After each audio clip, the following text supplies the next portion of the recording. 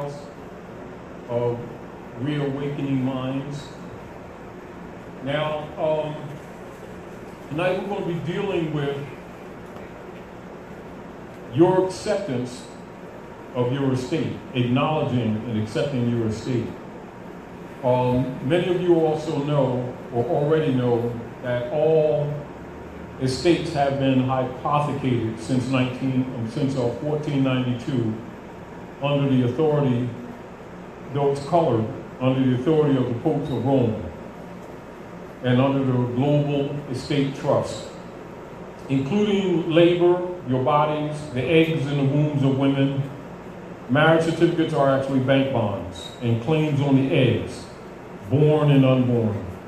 And by virtue of that, this is where the Rothschilds claim their rights over all nations using the Federal Reserve. That goes back to the popes. Are we clear? Now, all operations of financial operations on the planet, across the world, and particularly in what they would refer to as Western nations, do not mistake their association with the West as being Europeans factually. That's just a loose political term they use because the Europeans conquered the West, or what is known as the Maghreb. And when the Europeans conquered the Maghreb, they took on the term as being the Western world. Are we clear? It is not theirs. These are claims that are made, colorable claims, but they're claims that you will hear and see in political dispensations and in international platforms. So when they make reference to the Western world, they're making reference to the European nations, specifically the Vatican, London, England, and Washington, D.C., the district, all right, which are all city-state operatives. And this is the Trinity operations for enforcing unum sanctum policy. Now, for you comprehending and already understanding that their operations, their economic and political operations are predicated on the assumption that they've hypothecated everyone's estates and everyone's labor, past and present and future. Now there's an assumption, although it's colored, the assumption is basically this. Through their corporate or Roman Curia membership, their corporate entity membership, they hold the position that the people not claiming or making publicly known their right of claim of estate, that they've abandoned their estates, which they use as a justification of continuing those operations which they started and solidified it in 1871 with what they call the Act of Congress. Now, all operations, all municipalities operating at North America are in place to denationalize you. This must be understood. And a lot of people really don't understand that. And so they don't understand the politics because, number one, it's not told publicly, although it's documented. It's not told publicly. Two, the fact that the masses don't know that these operations are enforced from the governors down to the local preacher and the local reverends, which is why you have a proliferation of these houses, even in the poorest communities. But people really don't know the political relationship. And plus, the people's idea is that there's a separation of church and state when actually they're one. And so this also makes it difficult for people to cure their political and economic problems because they really don't know what they are. They have ideas, but they don't know. Upon a challenge, they could not name it. They would start talking loosely, talking about racism, prejudice, it ain't fair, Democratic Party, Republican Party, and these usual kind of loose statements that are thrown around without any real knowledge. But what is really happening is that the Vatican operatives, the Jesuit order, by way of their military arm, which is United States Service Corporation, which has been proposed falsely since 1861 as a country, which it is not. It is a private corporation administering via the Global World Trust operations over Morocco, which is the land of the West, actually the West, right? So, as an example for, say, when you acquire a domicile, you would call it a home, domicile. Even your property, like your conveyance, the car, etc. It must be understood already that whenever a car is bought or sold, or a home is transferred, you would call it purchased when it's really not. It's a transfer. Failure to put it in trust is another basis upon which they are making claims on it. Anything that's registered to the corporate state is registered to the Jesuits and to London. Now, logically, by people not really knowing that connection, they never suspect to address it. You know, just like if someone sells you, you know, a contract that has non-disclosure in it, you never think about what's not disclosed. It never dawns on you. And keep in mind, which you already know. I don't really have to tell you, because most of you already know. Most of our people have no idea the distinction between countries, continents, general geography, national law, common law, air jurisdiction, land jurisdiction, sea jurisdiction. Like we were talking earlier, the organic constitution distinguished from the private adaptation of a similar instrument that's actually private since 1871, which is called the Act of Congress. Now keep in mind, in the nature of making public claim, when you were talking earlier, we were having a conversation earlier, and when you made a claim and they say we don't recognize, now your response was to be, oh, thank you for affirming for the record that you're an unconstitutional body.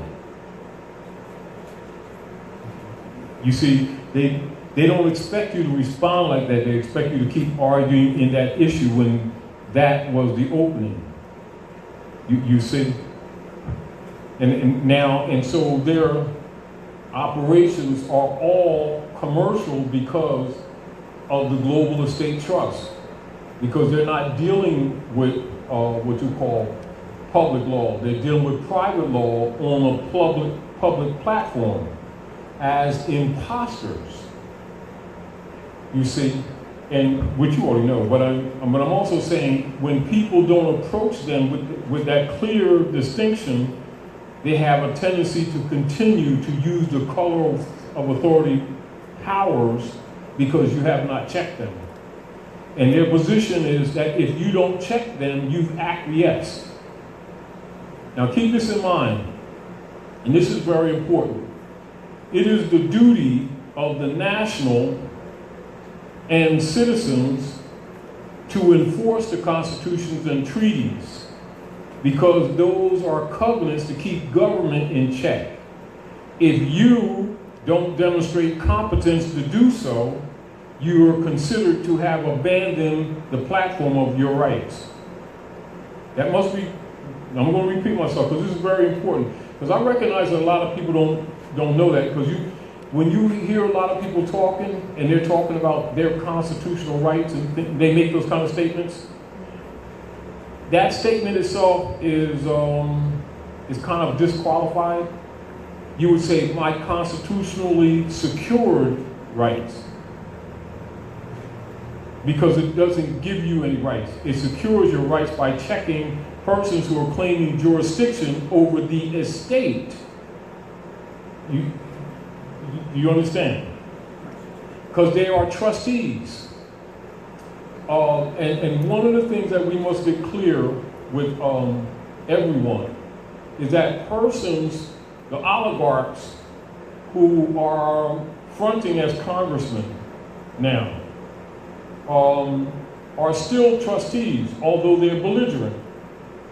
You're dealing with belligerent trustees. Now, when you run into situations where you might make an argument and they say, well, we don't recognize this, what they're telling you is that they're not on that platform.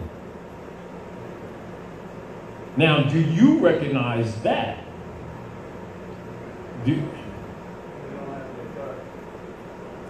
They're exercising authority they do not have. But they're exercising it because they presented themselves as officers and you have not challenged it or rebutted it.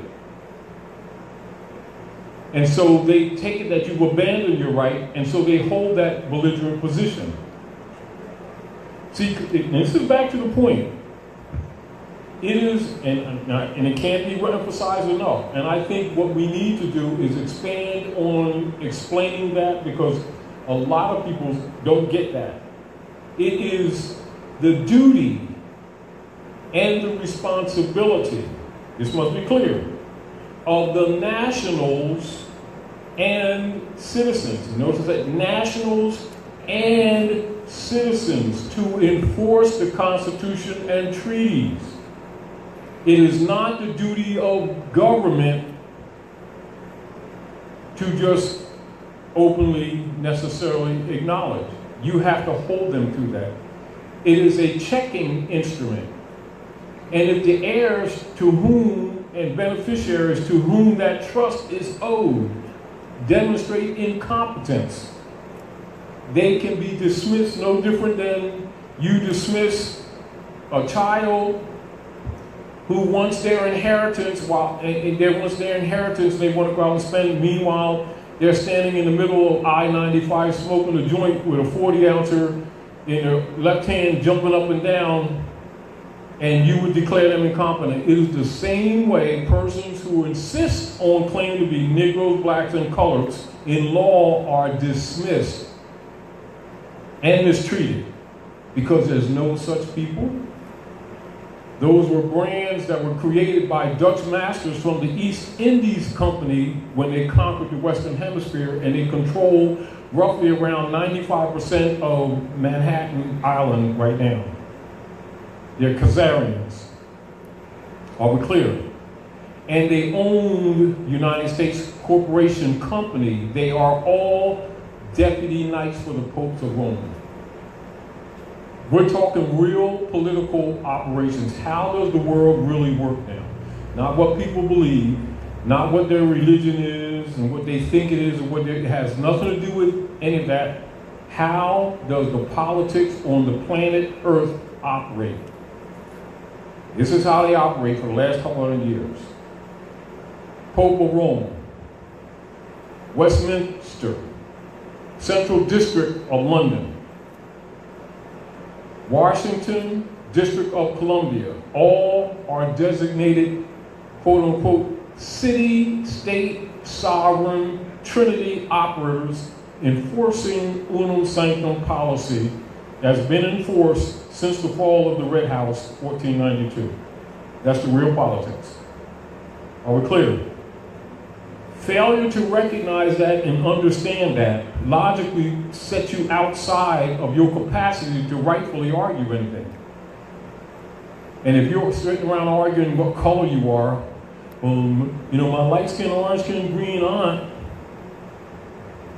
they're racist to her color because it doesn't matter what color you are. And my plaid sister, and we think those things are reality. That is language of serfs. It was introduced so when serfs open their mouth, they identify themselves by their language. Are we clear? Culture is in the language. Because they know that if you knew the truth of the history, you would not be talking like that. You would be careful whenever they try to put you into that package to step out of it and put them as trustees in their place. Are we clear? Even though they're pretended public servants, they're operating on the public forum. And by international law, they're held to it. Are we clear? Meaning like this, in law, in international law, if you hang a sign out their door saying that you're a surgeon, and you take 1 penny under the operations, all over the world, you're held to the rules that govern a surgeon. I don't care if you are a fraud, you're held to it. And if you open up somebody's head and their headache is gone, but so are they, you're held to it. This is what people need to understand. And this must be very clear. You're already aware of the fact that all persons operating under the United States jurisdiction are really imposters. It's not a belief, that's a fact. Are we clear? They're exercising the powers vested in the organic constitution and the treaty, of which they have no authority in. They're actually a private corporation registered in Puerto Rico, which is bankrupt, operating on a closed account, and then putting liens against people's property, their cars, their marriage certificates, their birth certificates, and Franklin Delano Roosevelt did that one. And people thinking that they're buying and selling things, and as soon as you claim to be owner, they charge you with fraud because you're not allowed to own anything. So this is why, like say for instance, they'll give you instruments like car, they'll say owner or house owner and stuff like that, and then you sign under that, then they hold you as a fraud because they know that the governors of all the corporate states hypothecated all properties in the states of all persons who agree to be their citizens to the Board of Governors of the Jesuit Order under the banking system, District of London. So all of it's hypothecated already. Are we clear? Now, understanding their true obligations that they've abridged since 1861, you're stepping forth as an heir, making it clear who you are, that you're the heir and beneficiary, and you're acknowledging your estate because they're claiming that you haven't acknowledged your estate. Really, that's what they're doing. You need to know that that's how they're facing you. They're not saying that. That's what you need to understand, that that's what they're doing. When they're looking at you as a dumb and incompetent beneficiary and heir who's abandoned your estate, and they're stuck with managing your estate, therefore by default they're the beneficiary. Are we clear? So, you have a conveyance, and like you say, you put private tags on it.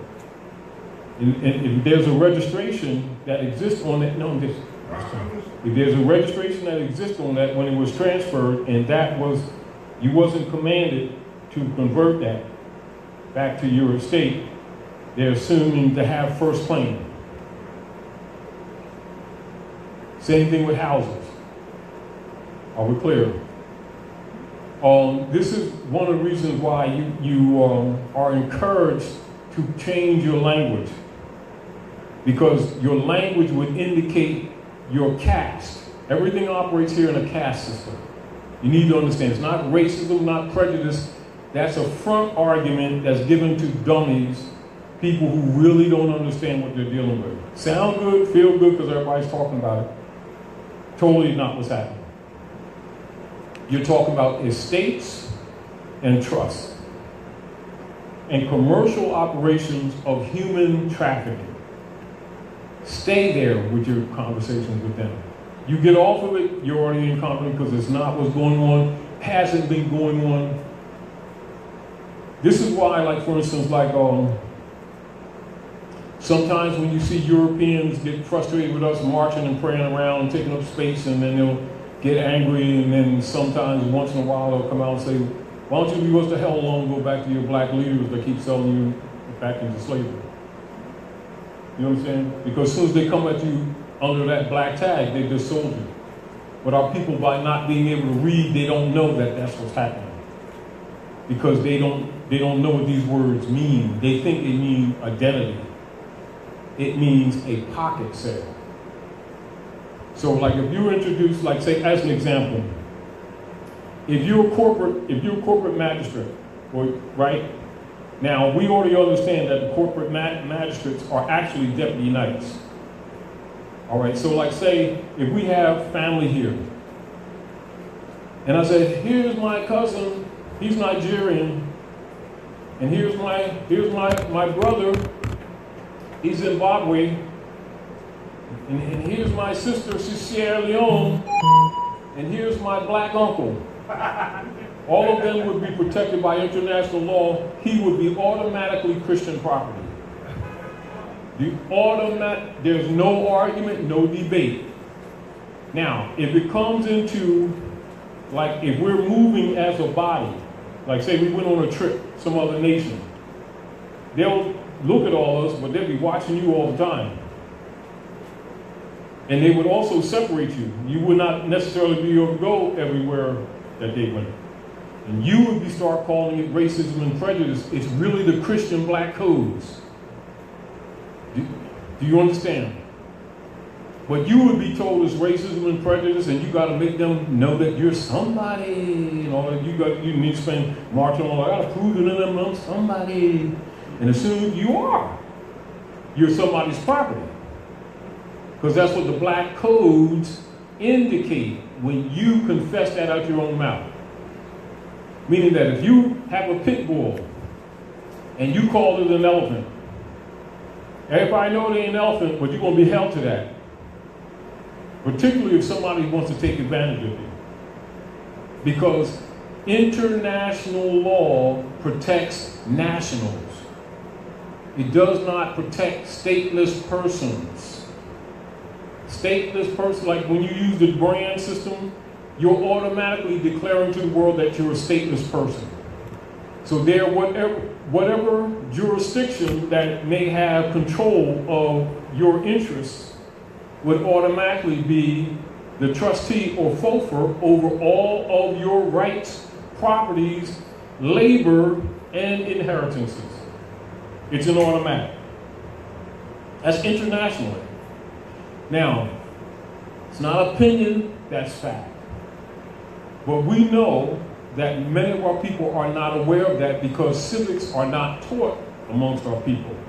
And the last serious instructions on civics amongst our people was from like Noble Drawley and Marcus Garvey, taught civics. You don't have probably no other organizations amongst our people that really teach civics, not really. You have some brothers that were making some civic arguments, like the Black Panthers. They were making civic arguments, not complete, but strong civic arguments. Do you understand? However, the status issue, they had not corrected. Therefore, even though the argument was valid, it didn't stand in law. Are we clear? And you don't take it personal, you need to understand how things operate. So we're talking about acknowledgement and acknowledging your right of estate. Now, this is an instrument that Sister Delilah did in relationship to her estate.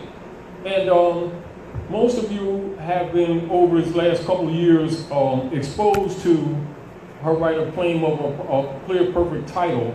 But we want you to understand the concept of this. Are we clear? Because the concept of this would go with any inherited right, basically. And the nature of what you're arguing or presenting, it is no different than the standard concept of an heir to a fiduciary. And so when you're looking at these people that are claiming to be public officials, always look at them from that perspective, even though you know that they're perpetrating a fraud. This is what they're playing. They know that they're frauds. They know that they're personating. But by you not coming correct, it's sort of like what you call a double foul. and therefore it lets them off the hook. It's not a moral position, it's not ethical, but I'm telling you how they're operating. They're taking advantage of people who they themselves have miseducated and then holding you or charging you with incompetence when you display that miseducation that they control. This is basically coming from the John D. Rockefeller Foundation with Frederick T. Gates, 1902, the General Education Board, with the plan of dumbing the people down, then holding them or charging them with incompetence, with that dumbness. They're not discussing it, they're doing it. Do you understand? And if you can keep it in your mind what the duty and responsibility of a trustee is, and his or her relationship to a rightful heir or beneficiary, is how you should always be looking at public officials. And when they're belligerent and arrogant, understand that's a belligerent trustee. When you start talking to them like they're a superior officer, they know that they have not been elected to any damn thing. That they're private, pretending to be officers. They take it that you've assigned them at that point. It's called an oral statement of an heir or beneficiary. At that point, you've authorized them. This is why we kind of warn people to stop loosely calling these people officers, because you need to know what you're really doing. But when you do it, they know that they got you because you really don't know what's, because you keep them. Remember this, the moment you demonstrate incompetence, it empowers them. Unfair, kind of like yes. Immoral, like yes, a little bit, and a lot of it. Unethical, yes. Well, stop feeling sorry for yourself and use that energy and get wise. Because it is the duty and the responsibility of the nationals and the citizens to enforce the Constitution. It's not an option. It is your duty and your responsibility. And because the people have demonstrated a lack of knowledge, a lack of will to read, to study, to take responsibility, they are declared to have abandoned their estate under tacit acquiescence, and the operations are what you call arbitrary in general. So we're in a situation where if anyone doesn't speak up clearly, you're already dismissed. Any claim that you have is, like, yeah, all right, we're tired of hearing you. All right, shut up, and let's move on with this. And then you keep talking, then you're in contempt. And you wonder what's going on. This is what's happening. So, as an example, the frame of mind that you will see in this instrument is basically an acknowledgement. And so what you want to do, like say if you go purchase a car or home, etc., or you make a trade for that, you want to send to the governor and to the Attorney General, who is the comptroller of alien properties. You put them on notice. Are we clear? And so what you're, no different than, like, say for instance, if you bought what you would call cash for a vehicle, stuff like that, like off a dealer and stuff like that, and you tell them you want the original manufacturer certificate, right? Demand it, because if you didn't, they want to send it to the government. This is why, and it's already there, it's hypothecated. You thinking that you're owning this vehicle and you don't. Are we clear? Then, if you make the transaction, what you want to do is make a bill of sale, a pure private contract. A receipt is theirs.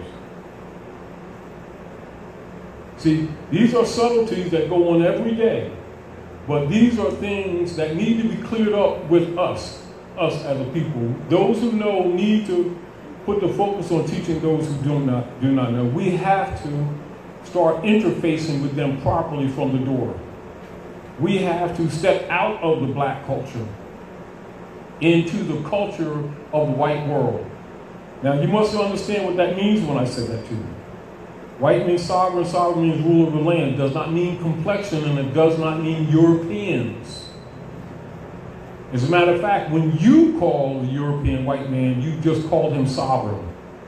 This is another reason why we keep telling our people, you need to learn that history and law are conjoined, they go together. And these little code phrases that we've been trained to use, as soon as you're using them loosely in the outside world, they already know what your status is. Already know. And don't slip up and do it. You slip, well, you know what I really, you slip up and do it, they hold you to it. Are we clear? Give her the mic. No, but I can't hear you. No, you got to hit the button.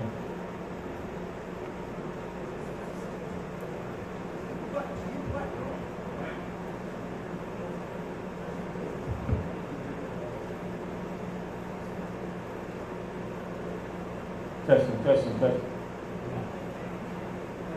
I still want you. Give him yours. But anyway, meanwhile, you just. Yeah, just wanted you to go over the method once you purchase a car, the steps you should take. All right. Anything. See, this is the reason why we're talking about accepting and acknowledging your right of estate. You got to do it from the beginning. See, in other words, we got to change the pattern on what we do. But we need to know to do it. And we need to know why. See, this is why I start off telling you what happened. And this is redundant. Stuff you already know. But we have to remind ourselves in order to cleanse ourselves of misconcepts. Because the average person does business every day without understanding that all their rights and liberties were already hypothecated. They're operating in a state of hypothecation. If it doesn't take place later, you're operating in a state of hypothecation. Are we clear? So you have to really be in your proper person to From do the this. door. And this is one of the reasons why, like over the years, we've even made the proclamation papers available to people in general. And what we do, there's administration cover. But basically, the right already exists. It cannot be sold. Are we clear? And this is also why it's important for people to comprehend the difference between rights and privileges. Between allodium and allodial and feudal. These are truth balance operatives. These are opposites. The republic, I just want his language. He's saying to purchase something. He's making a claim on the estate. I'm going to go over that, but I'm reverting back because I want to make clear you can't purchase. What you're doing, you're trading or you're accepting, acknowledging transfers in an estate, a trust. See, you gotta know what are we talking about? Let's back up. We're talking about what really exists in political operations, distinguished from what people have been trained to believe is going on. We know that the people think they have money. We know the people think they have religion. We know that people think they have law, but they have dogma, not religion. They have private commercial paper designated fiat belonging to the Jesuits via the Rockefeller family, who are deputy knights operating under unum sanctum. They're not allowed to have money, they're under conquest. Are we clear? They don't have constitutional secured rights. They are operating under the Christian black codes. They are stock. They themselves are property. Which is why the Europeans put their family names on them. So whatever they buy, or sell with the mark or the number of that name, it comes under the Roman Curia. They are not allowed to even own their labor or their children. The women don't even own the eggs in their womb. This is why you'll see corporate persons claim to be officers all over the country in different jurisdictions, kicking down doors, taking women's children without court orders, and they wonder how they do it, and they start talking moral argument because they don't understand that those eggs were hypothecated even before they were even born. And then the ones who were born, their bank bond, which is a birth certificate of shipping, is on 55 Water Street. Meanwhile, they're sitting around talking about Jesus, God, Allah, and salvation while the babies are dying and families are falling apart. If we have relationships that last over 2 years, it's strange. But we don't understand it's a third-party shipping operation. This is the reason why in short order, men and women are fighting against each other. And they think they doing stuff to each other. They don't understand it's a third party of the dark priesthood. Are we clear? It's not opinion, these are facts. However, our people are plugged into a false matrix. The corporate state is in place to denationalize them, thus disinheriting them. And, you know, all of it's about a state. Keep this in mind. All of this is about a state. Are we clear? And thus, all of this is about trustees and beneficiaries. Are we clear? Problem. The trustees are imposters and they're belligerent, but they're exercising trustee power without saying that that's the platform that they're on.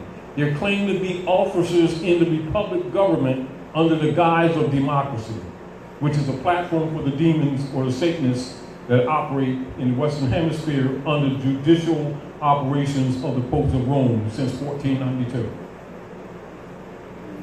This is the political reality. Now, anybody that's what they call Knights Templar, Shriner, Mason, Eastern Star, during the American Revolution, Caicos, Ku Klux Klan, any one of them high degrees know this. But they are deaf oaths to the Roman popes not to reveal these secrets. Even though they wear a Moorish fez, they'll pretend they don't know who the Moors are. Do you understand what I'm saying? They're beholden to the Pope. And those who break their oath are subject to disappearance. And remember, there's no retirement homes for overseers and spies. There isn't. I'll tell you, 133-degree Mason who saw it coming gave hint when he'd been better off of just dropping the beans. Says, tonight I'm not fearing any man. I love life, longevity has its place. But tonight, I'm not fearing any man. You see, I've been to the mountain top. And I've seen the promised land. Might not get there with you, but we as a people will make it to the promised land. He's talking about the Great Seal. He was done. He'd been better off if he just told people, see that seal on the back of that note? That seal is the seal of the Moorish government was overthrown. And you're not black, you're descendants of those Moors. You're the heirs to the world's largest estate. You're under occupation. It ain't racism. You don't need a job, you need access to your estate. You don't need to march, you don't need to eat. You need to understand what's really being said. What seal are you talking about? That seal that you see on the back of that note, that debt note, Oh, the dollar bill. it ain't a dollar. It's a, now, and this is back to reading. A dollar is a gold or silver coin. A bill is a debt. So dollar bill don't go together. They're oxymorons, but they know that the people can't read. Meaning it's a debt note. That's a debt note? It's a debt note. That's why you can never get wealthy. Why do you think, let's look at this. we're talking the state, right? We're talking the state. This morning, when I was preparing to come, I stopped and got a coffee. And I was talking to a couple of people. One was a Mason from Dumoulin. One was sub-minister in the Nation of Islam. One was Ahmadiyya Muslim. One was, I think, a bishop, one of the churches. We all just sit and talk. When I go through there, they all talk. You know, they all sit together. They were talking about Trump, blah, blah, blah, blah. And this goes on and on and on. And I'm sitting there, you know, I'm not frustrated because I'm used to this. And I'm thinking how all this passion is put in this argument, they don't even know what they're talking about. So they didn't make the mistake, they always do this, but they made the mistake, ask me. Like I'm gonna go along the program, I ain't gonna. I'm telling the truth. So I said, before I answer you, let me go on the internet. Y'all got internet here? And then I pulled up the Pope's letter to Obama. And I said, look, read that bottom line. I said, I'm not gonna say it so you don't have to argue with me. What did I say down the bottom? I said, you know, the United States is a corporation, not a country. Vatican Empire. Vatican owns the United States. I didn't know that. All right, that's my answer. I'm gonna get my coffee. You know, so they're debating about Trump, Hillary, and all this. They don't even understand that these people are private contractors. You know, and so from a law position, all these people with these degrees and so-called influence in the community, I know all of them ain't totally really dumb. I know the brother from D. Malay is not, but they just ain't gonna talk, you know. They already know that the land's Morocco, and that we're under occupation, and that all of these people are deputy knights for the popes of Rome, pretending that they're separate. The biggest fraud ever came down the pipe. Do you understand? This is why when you see, if you do any what you call serious research, you'll see that almost 90% of all of these people that keep on saying that they work with God, Jesus, Allah, and everything, got a 501c3 document filed in the county clerk. They're on the beholding of Lyndon Baines Johnson for controlling marching Negro leader guys.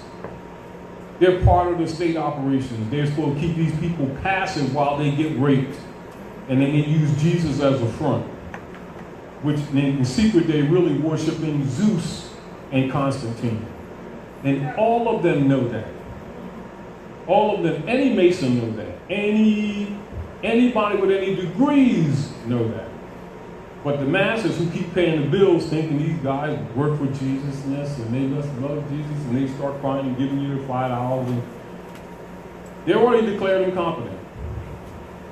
Now, that's blunt. That's blunt.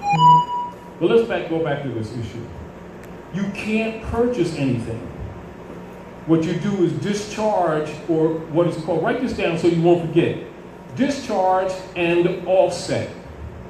Those two phrases is what takes place in reality. Are we clear? Now what you're doing, when you start making or acknowledging your right of estate, what you start doing, you start affecting the viability of the bonds that are written against a name that sounds like yours that's on 55 Water Street. Failure to do so is an acquiescence. Failure to not have done it is an acquiescence. Failure to do it not in your proper person is an acquiescence. Tacit acquiescence. This is how things operate every day. They always have. Are we clear? What we're doing is making you aware of it. Can you tell us the difference between a trust and... Stay away. I know, but I lost my thought. Putting this in trust, and estate, and reparation. They're reversion of estate. See, reversion of estate is a law phrase, whereas an heir or beneficiary of any estate or inheritance is saying to the trustee or the person representing trusteeship, I am competent, whether you're declaring them belligerent or with malfeasance or with any other breach of trust, you're taking charge of your estate. Not to do so is also considered tacit acquiescence. See, so what are we really saying here? What are we saying to you? Failure to speak up is considered incompetent and abandonment. This is why you'll see all forfeitures of property, whether they steal people's cars and then sell them at auction, whether they steal people's houses and sell them at auction. They're all done under trust law, under commercial auspices of a belligerent trustee. That's what's taking place. So what happens if you making other arguments about racism, what color you are, and all this sort of stuff? Sound good, feel good, you get it off, and they pop your balloon. And then we marching all over the damn place again. You know, following black leaders. Most of them don't know it, and secretly most of them are Masons. They already know better, but they get paid off to keep this game going. Are we clear? And it's not against them personally, we're just talking, how does the politics really work at North America? Before you can solve a problem, you have to understand what is wrong. You have to really understand what's operating, not whether you like it or not whether it's moral or not what you believe and what you don't believe. You must look at what is really wrong. And if you don't understand or comprehend what's happening, you're still declared incompetent. And this is where it has much of its root. You know, there's an ancient African saying that has been translated into many languages and into many books. And the translation into English is this: honor your mothers and your fathers, that your days may be longer upon the earthland which the Lord thy God has given thee. Upon this principle is what is known, the construct of what is known as the common law.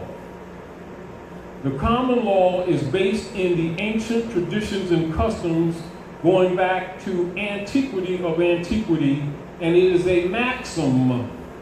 And upon that maxim, all civil law bends or bows to. And so therefore, someone who's not in honor of their mothers and fathers don't know the customs and are unable or either unwilling to demonstrate it. At that time, you have abandoned your estate.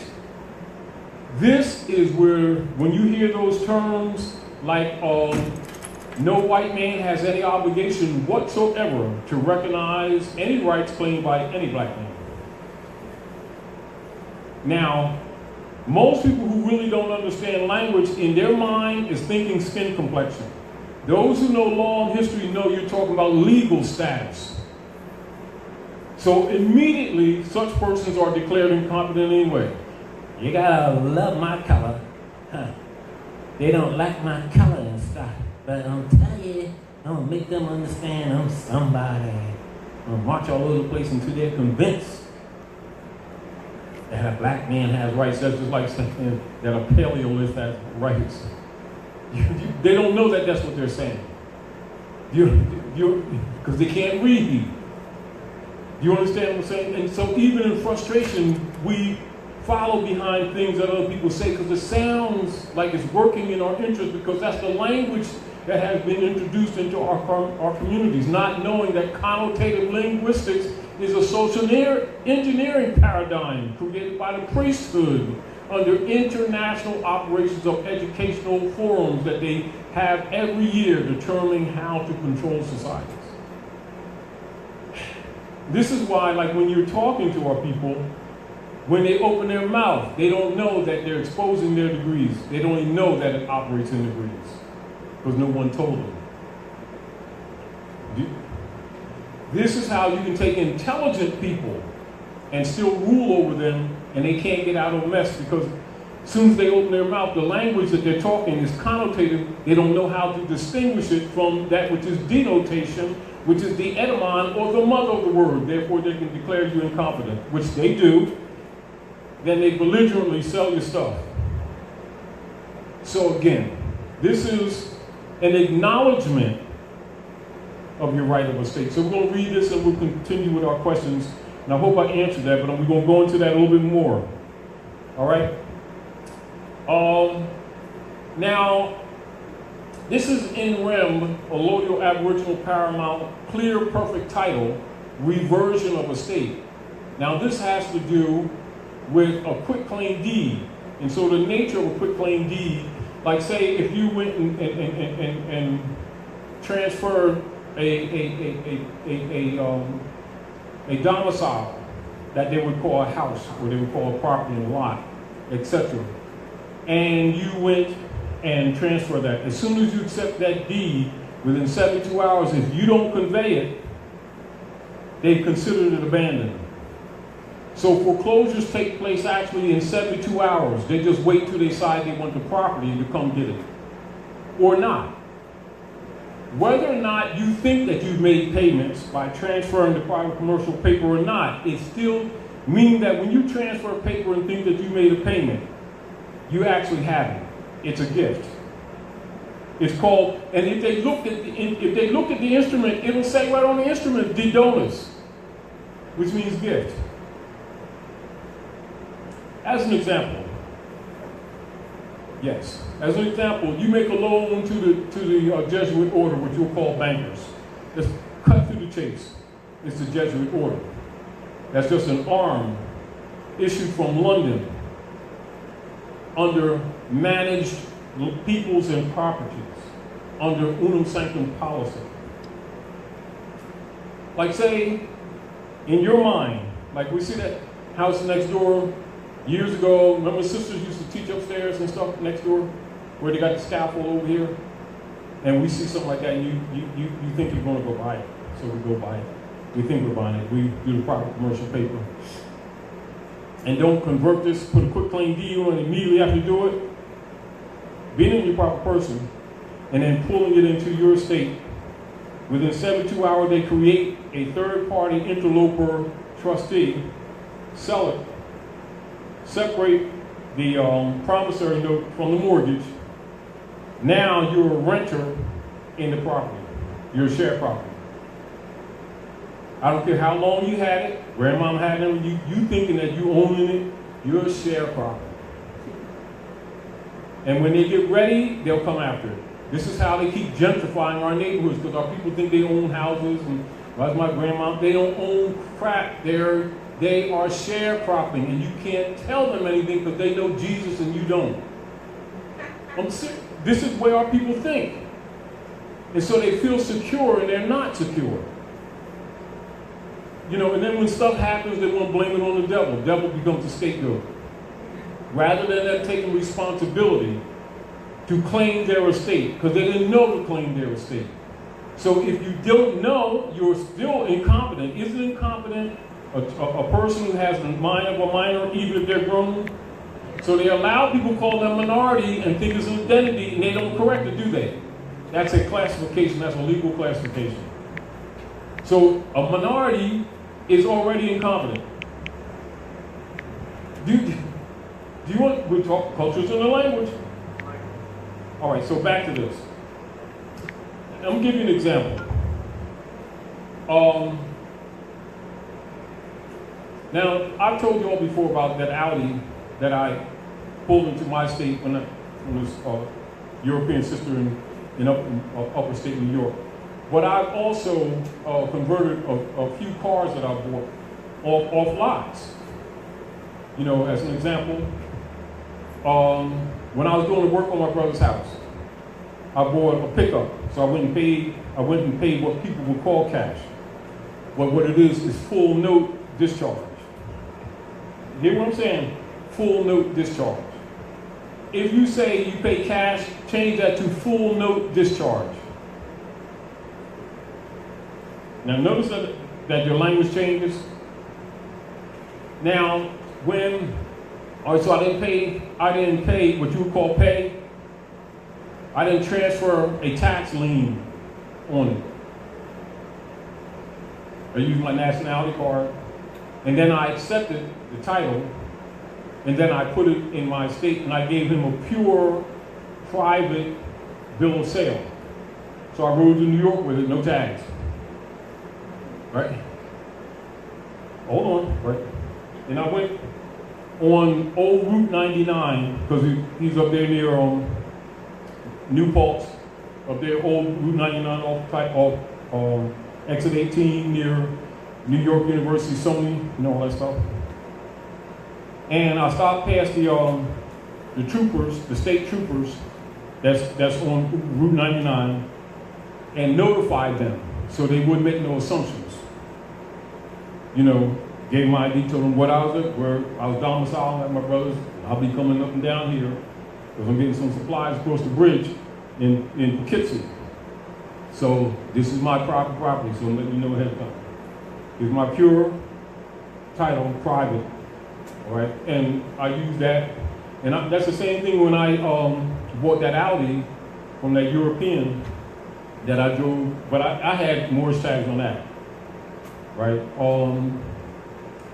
But that's the principle. You must start initiating these things from the onset.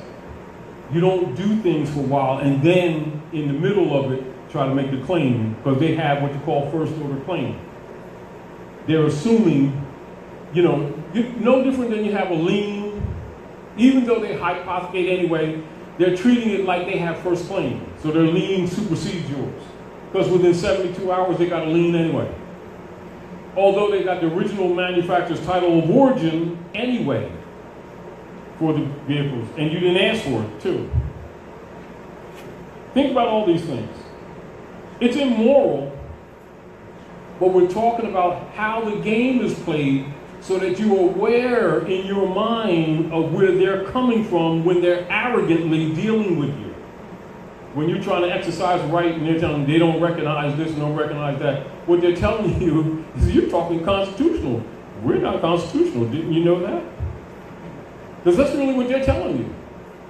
We're private contractors. So you come at them private, don't you? So what happens at any point you call them an officer? You assign them. You see these kind of concepts? So we need to clear these things up with ourselves immediately, so that when you go out into the world, you start going out into the world not under the black codes, but as a free white person. And it's not a complexion, it's a status. And one of the hardest things to do with our people is to get them to stop thinking it's skin color. Because they keep on running right back to that, which shows they're incompetent. Then they come under the black codes, then they're mad. They keep agreeing to be black, then they come on, the European enforces the black codes on them, then they, instead of talking about black codes, they talk about racism. Race is the human species. What point these people can't read? And we need not go there, but I'm just throwing it at you to get you thinking, to understand where we are. Go ahead. It's just like where I domicile in New York territory. Yeah. I speak to this brother that lives in the building and tell him he's not Christian. Mm-hmm. Oh, but I tell him about nationality and all of that. He tells me, what does it benefit me? When I die, Well, like, in other words, like this. What did Harriet say? Harriet said, one of the most difficult things to do is to free a slave that don't know they're slave. And the other thing, this is what I prefer, and this is what I would suggest to you. Never come at the unlearned or persons who are passionately under the spell, telling them they're not Christians. Because in fact, they actually are. They're not Constantinians who are pretending to be Christians, but they're not Christians in fact that they have not crystallized the pineal gland. They do not know the culture. They're Constantinians thinking that they're Christians. They claim Christian. They're really that. Niceno-Constantinopolitan Creed, that's the official name for Christianity that's being presented to the masses. But that's what they really are. So when people of Asiatic descent run around talking about they're Christians, the Europeans and the rest of the world knows that that's who they really are. Now, so when they say that they're Christians, you know two things. They're either an operative. If he's a reverend, a bishop, pastor, he's an operative. If he's anyone in those degrees, he's an operative. If he's any of the sheeple, he's product. Are we clear? Now, so when you're talking to product,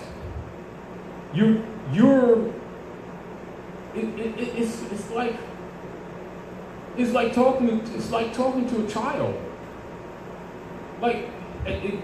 This is why, if you have our people running around talking about their Christians, like family members, and you're trying to introduce them to the real world politics, they think you're attacking God and Jesus. So they go on the defense. Because they think they're special, got a personal relationship, and you don't. So immediately, they're trained from childhood to go on the defense. Offensive defense, or either play victim. You're attacking me because I'm Christian, because I'm confessing the Lord, and you ain't, that kind of mentality. So, what you do with such persons, you don't debate with them whatsoever. You give them their own doctrine. Go to the Nicene Council documents. Print them out. Give them the documents and say, read this and I'll talk to you later. And if they claim to be Christians after that, you already know they're a COINTELPRO operative or they're a demon, they're one of the Satans. And you just uncovered them. That's how you do it. See, you don't, how you say, you don't argue with people. You give them what they themselves are claiming. Then when they deny it, they themselves have disqualified their position, not you. As an example, like you see that on the board, and I let that because I was on there before. Niceno-Constantinopolitan Creed. And someone say they're Christian, you say, well, good, I'm very interested. So you have, yes, I have it deep in my heart, I know Jesus personally. Wow, you got this really going on. Why don't you tell me a little bit about your Niceno-Constantinopolitan Creed and Constantine, who brought you out of darkness into light. And if they start getting cross-eyed, or an attitude, or can't respond to that, you just disarm them. Because that's what they're dealing with. Not what you're saying, that's what they're dealing with. So how are they going to tell you about a religion that they don't even know what they're dealing with? See, so you're not giving them something different. You're giving them their own claim. Are we clear? In other words, you just expose them without arguing with them. Because remember, they're trained to take a superior position over you. They think they're special. They're in the hands of the Lord. You are not. You got devils and stuff. And they're going to save you. That's the mentality. They don't know that you know that they really worship in Constantine because they figure you spooked too and don't know better. Like a con artist come at you because he don't know that you know the game. And you ain't arguing with him, you just, well, this is the deck you're using. Well, yeah, well, let me talk to this other guy. And they leave the corner. Because you just caught them. See, but they know that most people do not have scholarship, so they don't expect you to expose them. You understand? No different than that all your the so-called founding fathers were deists. All of them had Korans. Right? The first iftar dinner was held in 1805 at the White House Palace for the Moroccan diplomat from Tunis under the empire by Thomas Jefferson. And that tradition has gone on for quite some time. I think Clinton's administration was the last one where they did the major iftar dinners. And these people here don't even know their own history because they don't know that the land is Morocco, under occupation. Are we clear?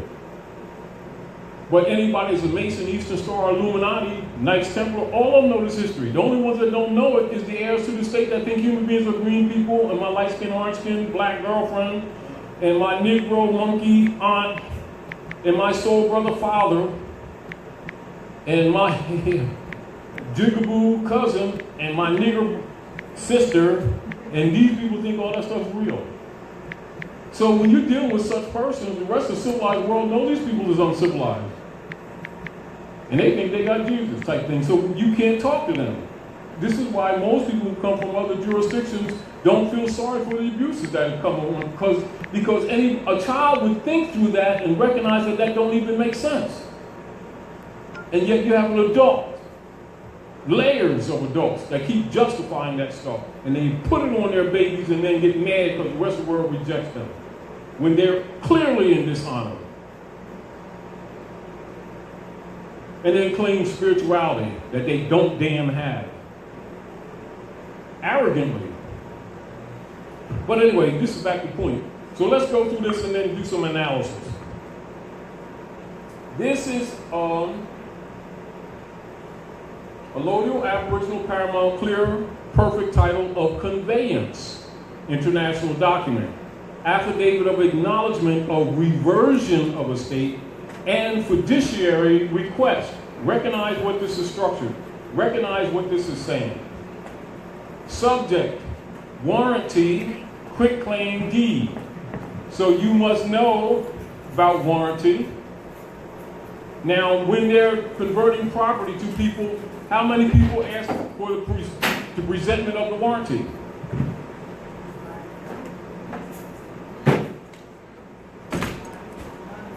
Are we clear? Huh? And so what have you just done? Exactly.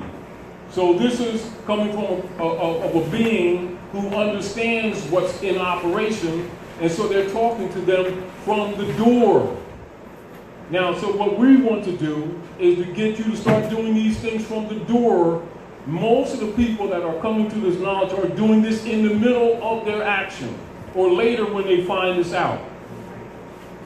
Are we clear?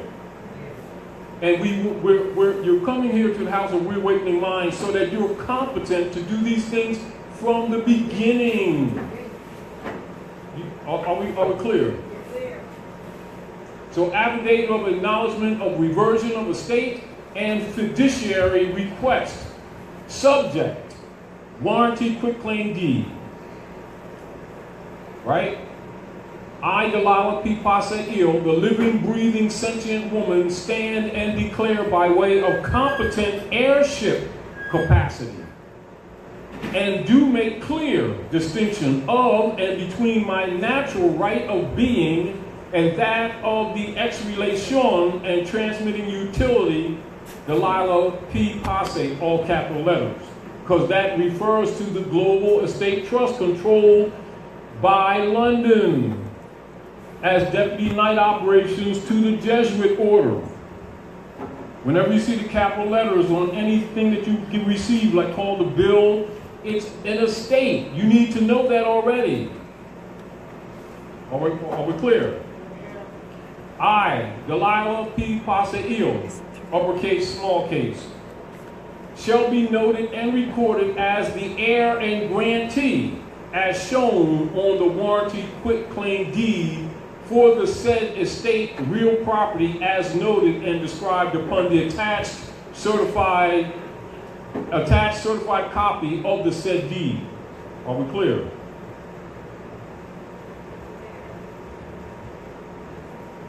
The right of claim and fiduciary request stands as notice addressing the warranty quitclaim deed, in that it stands in fee simple absolute.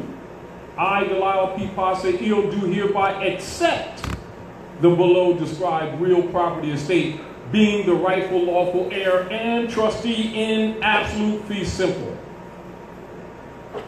Furthermore, I, Delilah P. Passe-Il, heir to my reversion of estate and hereditaments, do direct and command that the officer of trust assigned to that said public fiduciary seat obliged to secure the public record on file in the office of the Registrar of Deeds.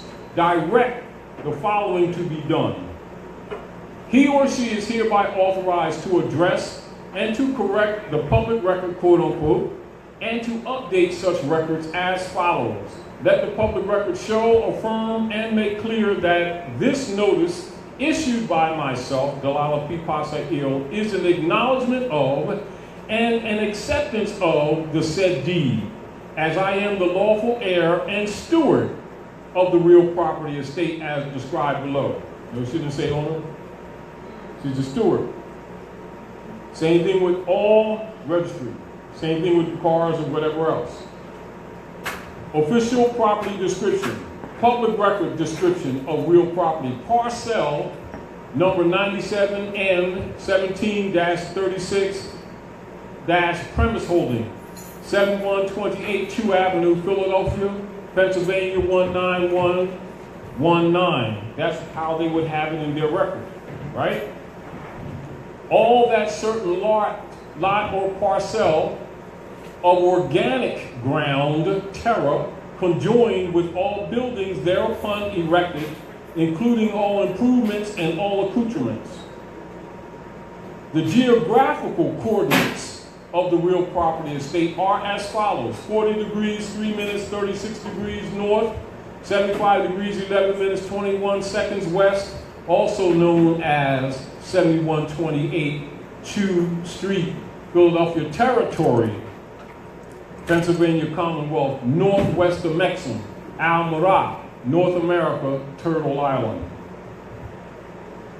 Beginning geographically on the land jurisdiction at a point on the southwesterly side of Chew Avenue at the distance of 345 feet, 10 1/8 inches southeastwardly from the southeasterly side of Mount Airy Avenue, corporately designated and recorded on paper for that office in the 22nd Ward of the City of Philadelphia aforesaid, thence extending along the said side of Chew Avenue, south 49 degrees, 32 minutes, 5 seconds east, 22 feet, 3 inches to a point, thence on a line south 41 degrees, 6 minutes, 55 seconds west, 112 feet to a point, thence north 49 degrees, 32 minutes, 5 seconds west, 22 feet, 3 inches to a point, and thence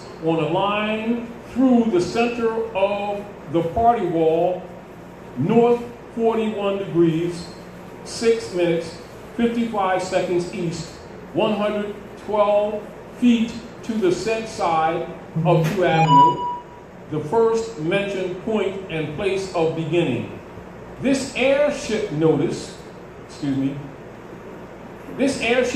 being my affidavit of acknowledgement of reversion of estate and fiduciary request as related to my acceptance of the warranty quitclaim deed is hereby made and declared by myself, Nailah P. Pasaiil, properly grammatically written, the living, breathing, sentient woman exercising my right of claim, quote unquote, and reversion of estate, quote unquote. This notice is rightfully made and affirmed by me, dismissing and rebutting any and all other misrepresented hypothecation claims, breach of trust actions, privateers, personators, barratry, or squatting interlopers alleging claims on or against my estate. This notice is hereby executed by way of competence and my free will to act, and with the same verified under my hand and seal. Free national name, title, Nailah Pasaiil, heir, executor, steward, director, grantor, and sole shareholder of legal transmitting utility name, Nailah Pasaiil, P. Pasaiil, all capital letters, non pro tunc, which means now for then. Chronos means proper time sequence, etc.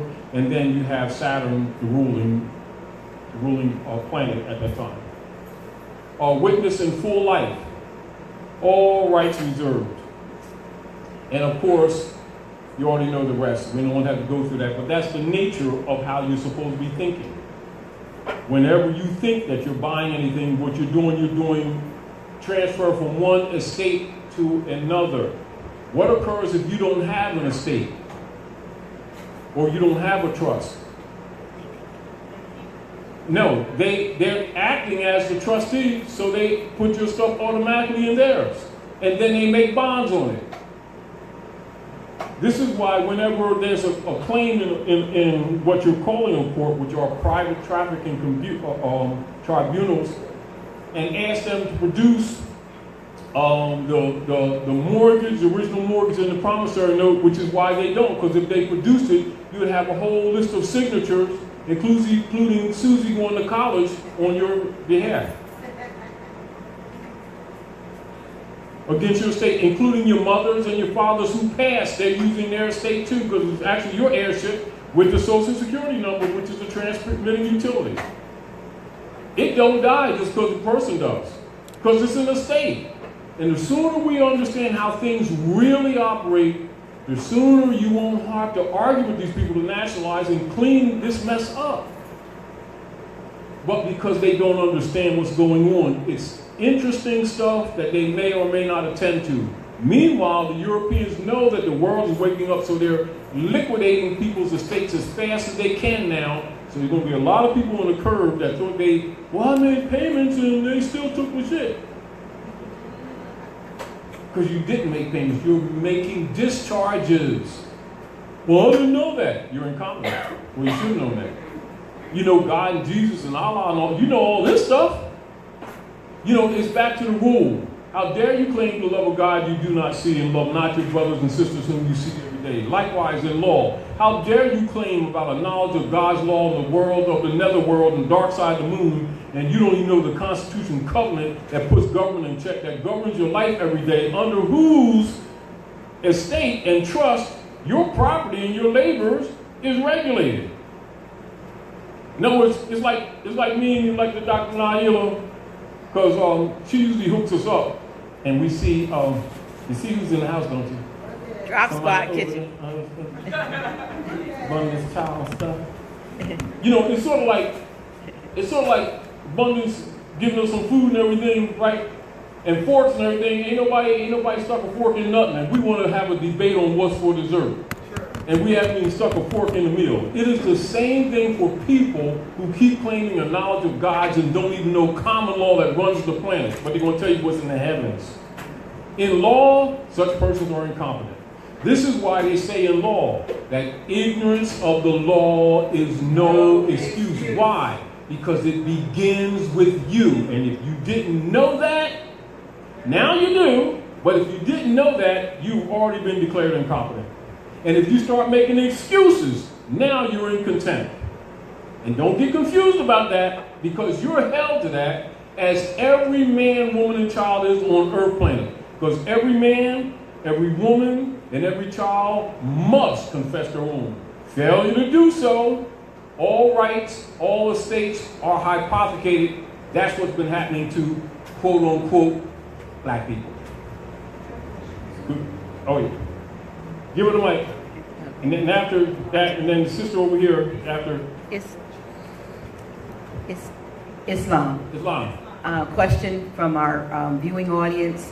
Brother Jarrell Bey is asking if you can discuss the coming 2020 census and how that document is going to be, the so-called government is going to use that to determine how many sheeple are still listed as their chattel property. Because what they're doing is liquidating their estates. And guess what happens to those who don't speak up and say they're not a part of it? It's hypothecated. Because remember, it's already dead. See, this is back to really understanding what's going on.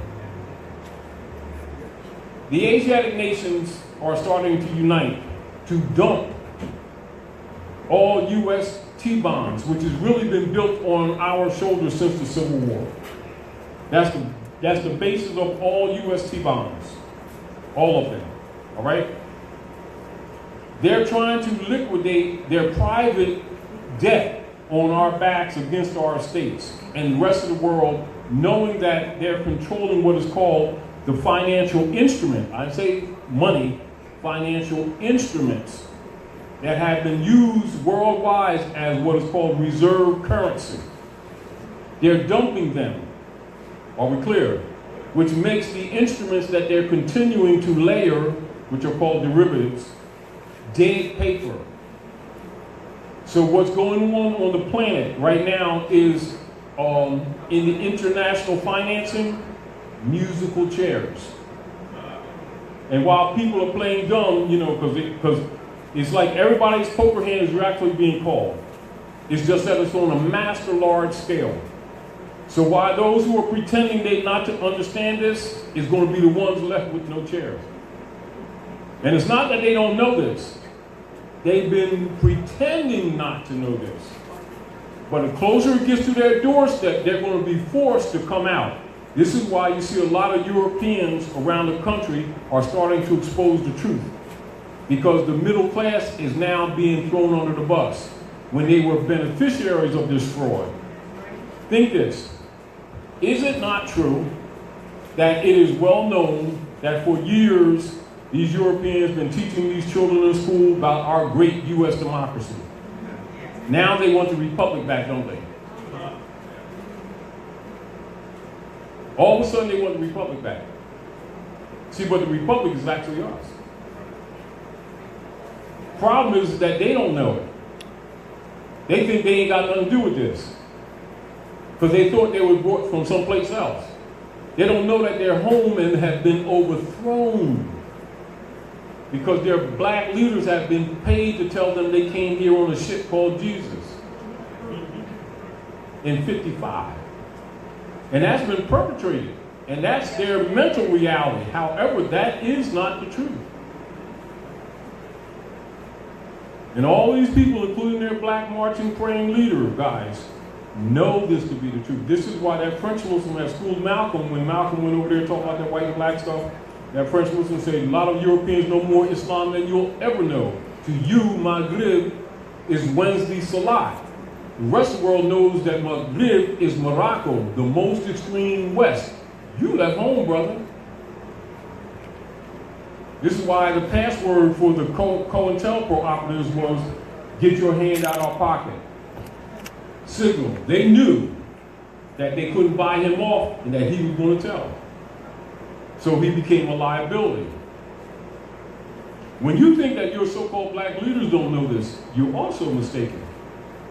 95% of them are Masons. You know, as an example, as for Malcolm, for those who don't understand the signals, in the actual facts that the Honorable Elijah Muhammad would pass out, he would give them what you call some of the adab lessons. And one of the questions in the actual facts was, what is a Mason? And the answer was, a Mason is a Muslim son. Say Muslim son, he's a Muslim son. What occurs when you go into the chambers to study that? You find the Renaissance, 12th to the 16th century, where the Moors went into Europe, brought the Europeans out of darkness, out of the Middle Ages. These are called Renaissance men. All of these are mother son. Isis and Horus, my son, study Masonry. Masonry is Islam codified. That's why they all wear Moorish fez with the tassel pinned down. You understand? See, once you understand this, once you understand history and law, you know what people are talking about when they use phrases that the common people ain't familiar with. See, so even when Martin Luther King said, I've been to the mountaintop, he's talking about the Great Seal. What is the Great Seal? That is the insignia of the ancient Canaanite Moabite nation, the oldest symbol of civilization on Earth planet. Who does it belong to? It belonged to the Moors. Who are the Moors? They're now called black and Negroes and whatever they call themselves this week. They don't even know they're the heirs to the world's largest estate. And everyone is silent under it. Except Illuminati want to claim it if they don't.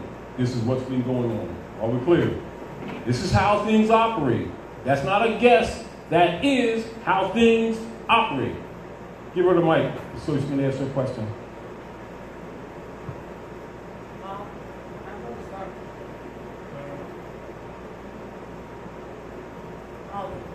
They said that Illuminati is demonic. It's the activation of the pineal gland. That's what Illuminati is about. All the right, pioneer now gland. let's look at this. When you look in the Septuaginta, Yahshua, and then you look at the Jesuit order altering the books, and then he becomes Zeus or Jesus as a code word.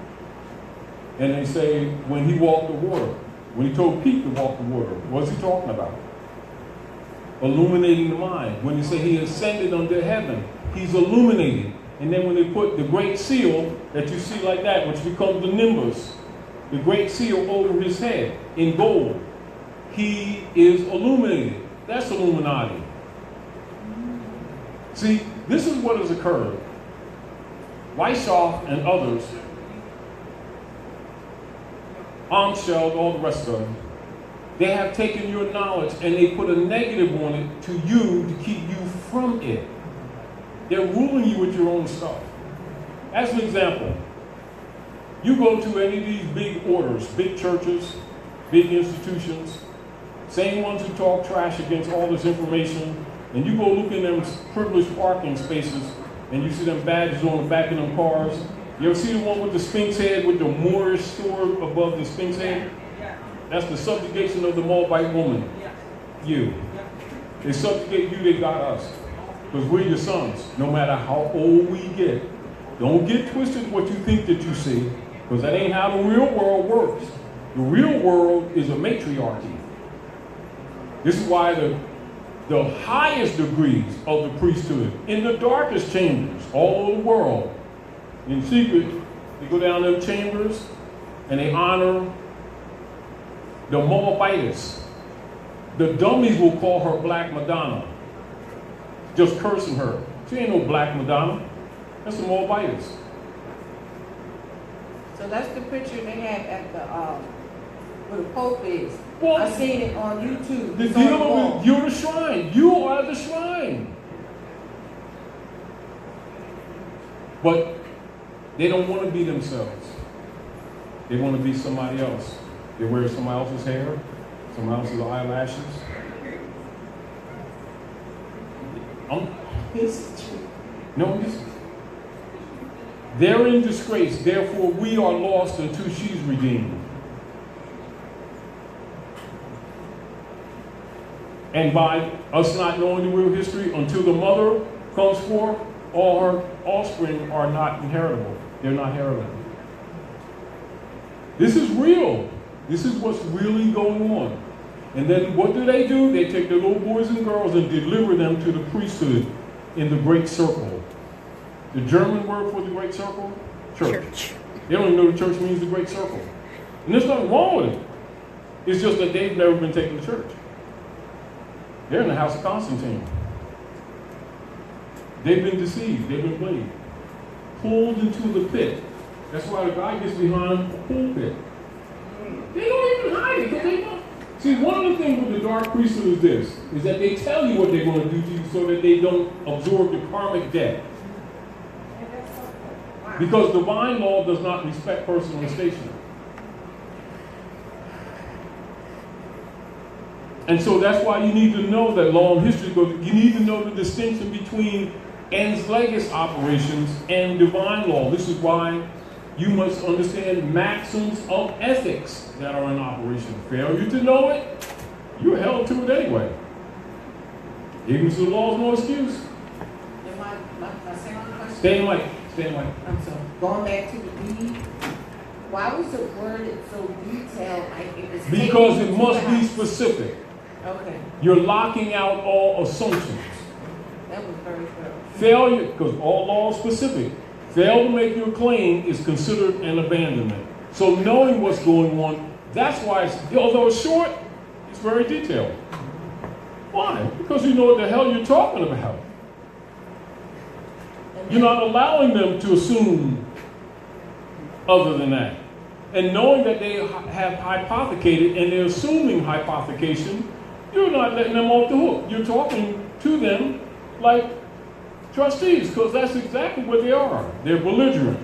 You know they're belligerent. But when you start making these instruments public, this is what happens.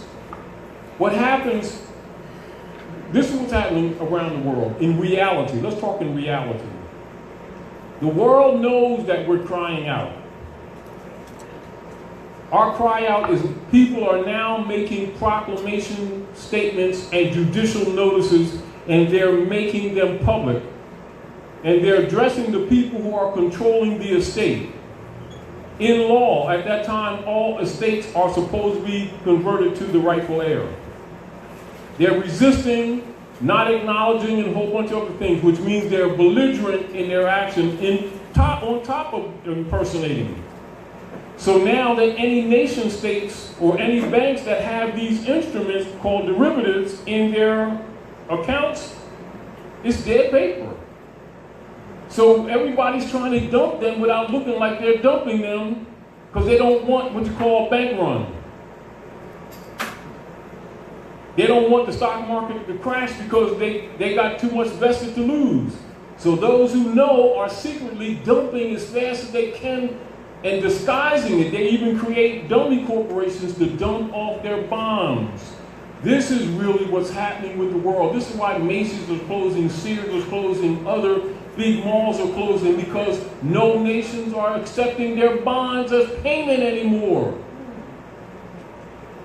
It's just that the monster's so big you haven't recognized the shadow of Goliath is falling. This is really what you're doing. When we share with people their reversion of a state, and we've been telling people, and we, to declare their nationality and make it public, this is really how you're defeating Rome. Rome will give you nothing. They will stand to the end until they face death. Are we clear? Clear. What you're dealing with is sort of like what you see in the Bible in Thessalonians 2, when it talks about the son of perdition and apostasy. The apostasy is really when the people fall away from, they'll say in the book, the church.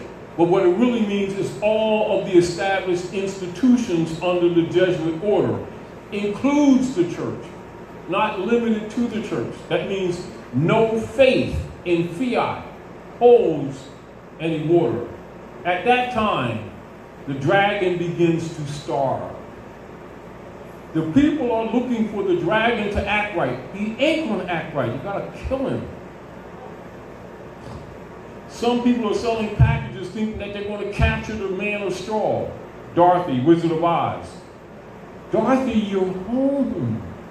You just bumped your head. Just be. That's really what it's saying. Follow the yellow brick road. I mean, go back to the zodiac constitution of your forefathers. Become cognate.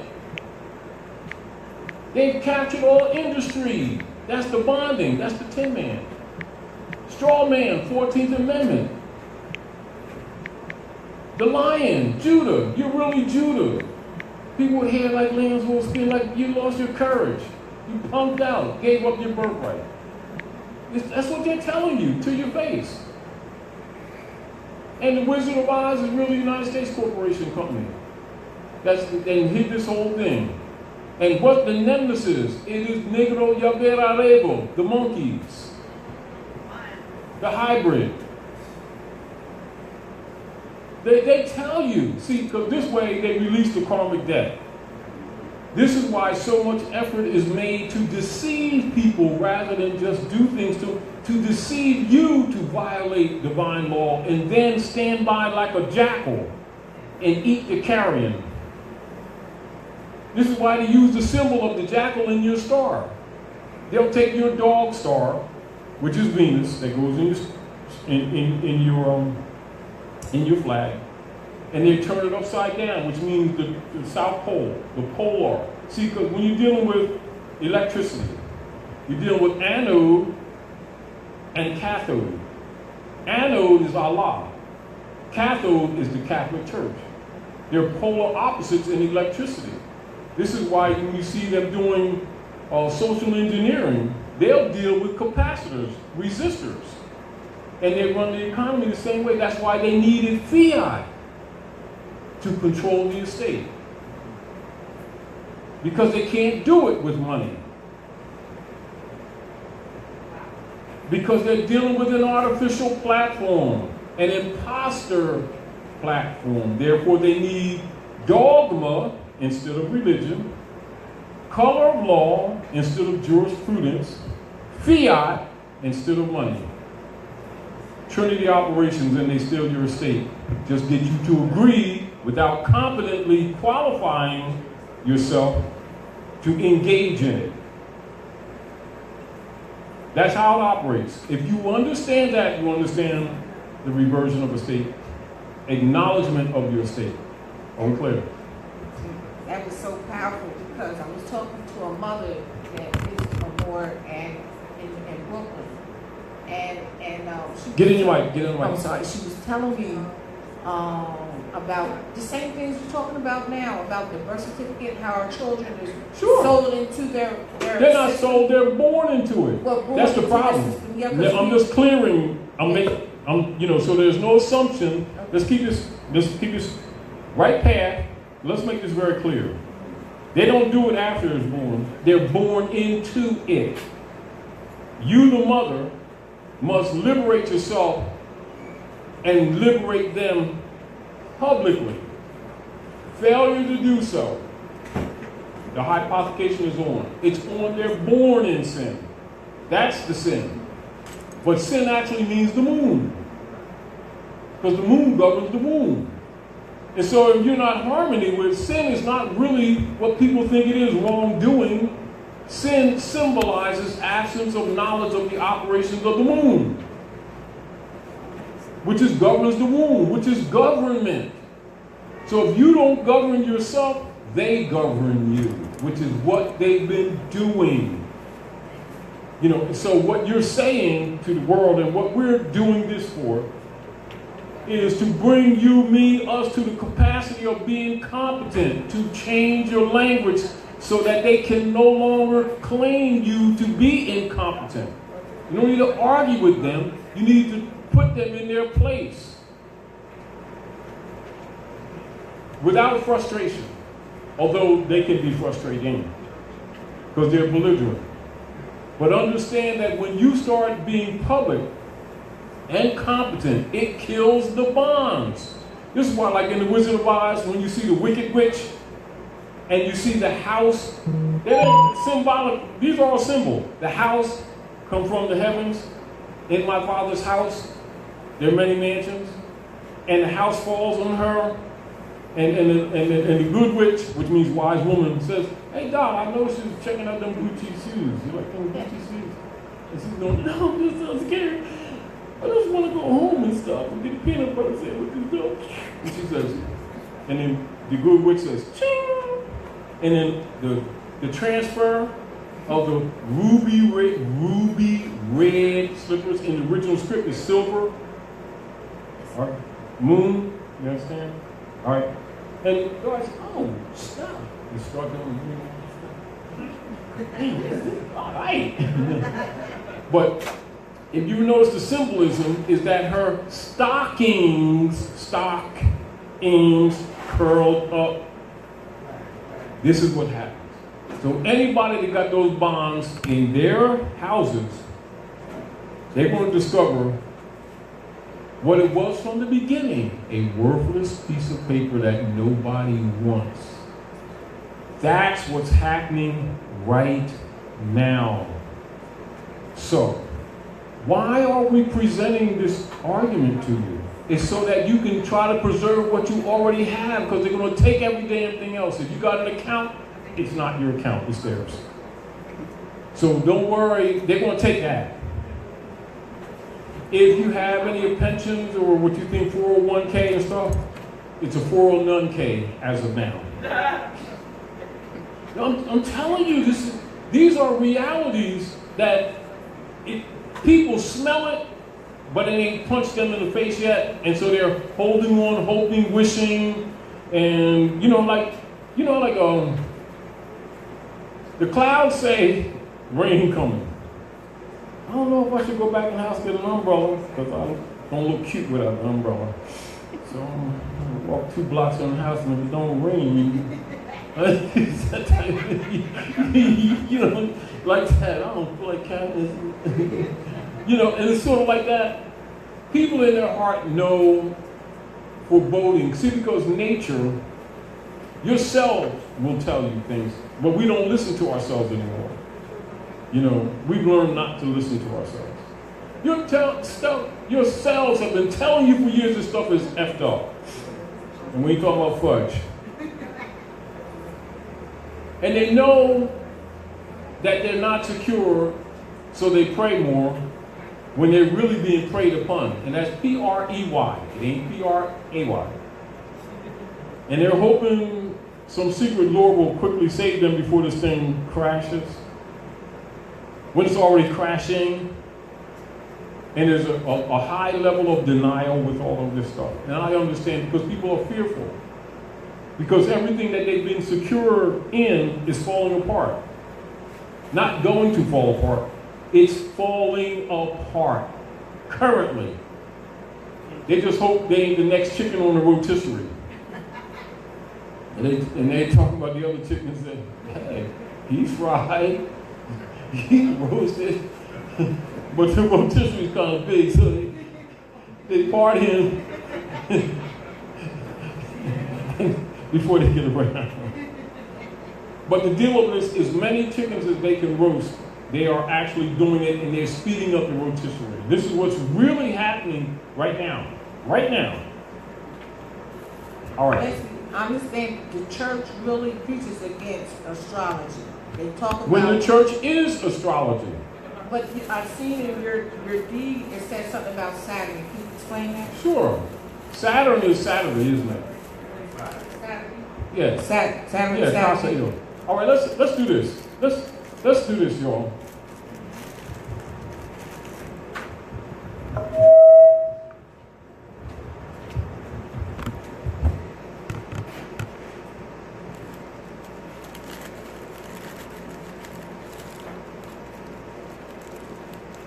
Now,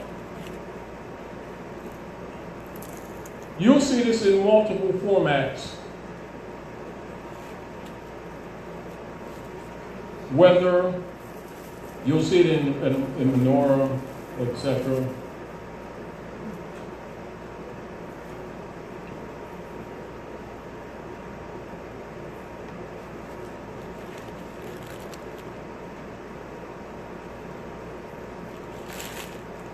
In the book of Revelation, and they heard one speak with a voice of many waters, right?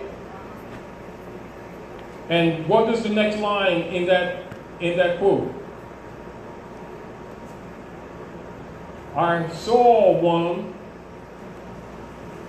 standing amongst 7 golden candlesticks. Right? He spoke with a voice of many waters. Can you name them candlesticks? All right.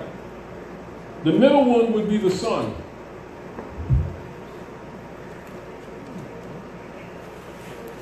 And you'll see that written in 4 chapters. See those 4 gates? Book of Malachi has 4 chapters. And it says, the Son of Righteousness arises with healing in his wings. Go read it for yourself, and you'll see it says S-U-N, not S-O-N. Because it is the sun. Now, as the planets that rotate, the major planets that rotate around the sun are all represented by golden candlesticks. They also have common names for the everyday person. And it's called what? Sunday, Monday, Tuesday, Wednesday? Huh? All right, so let's go to, here, I'll give you an example here.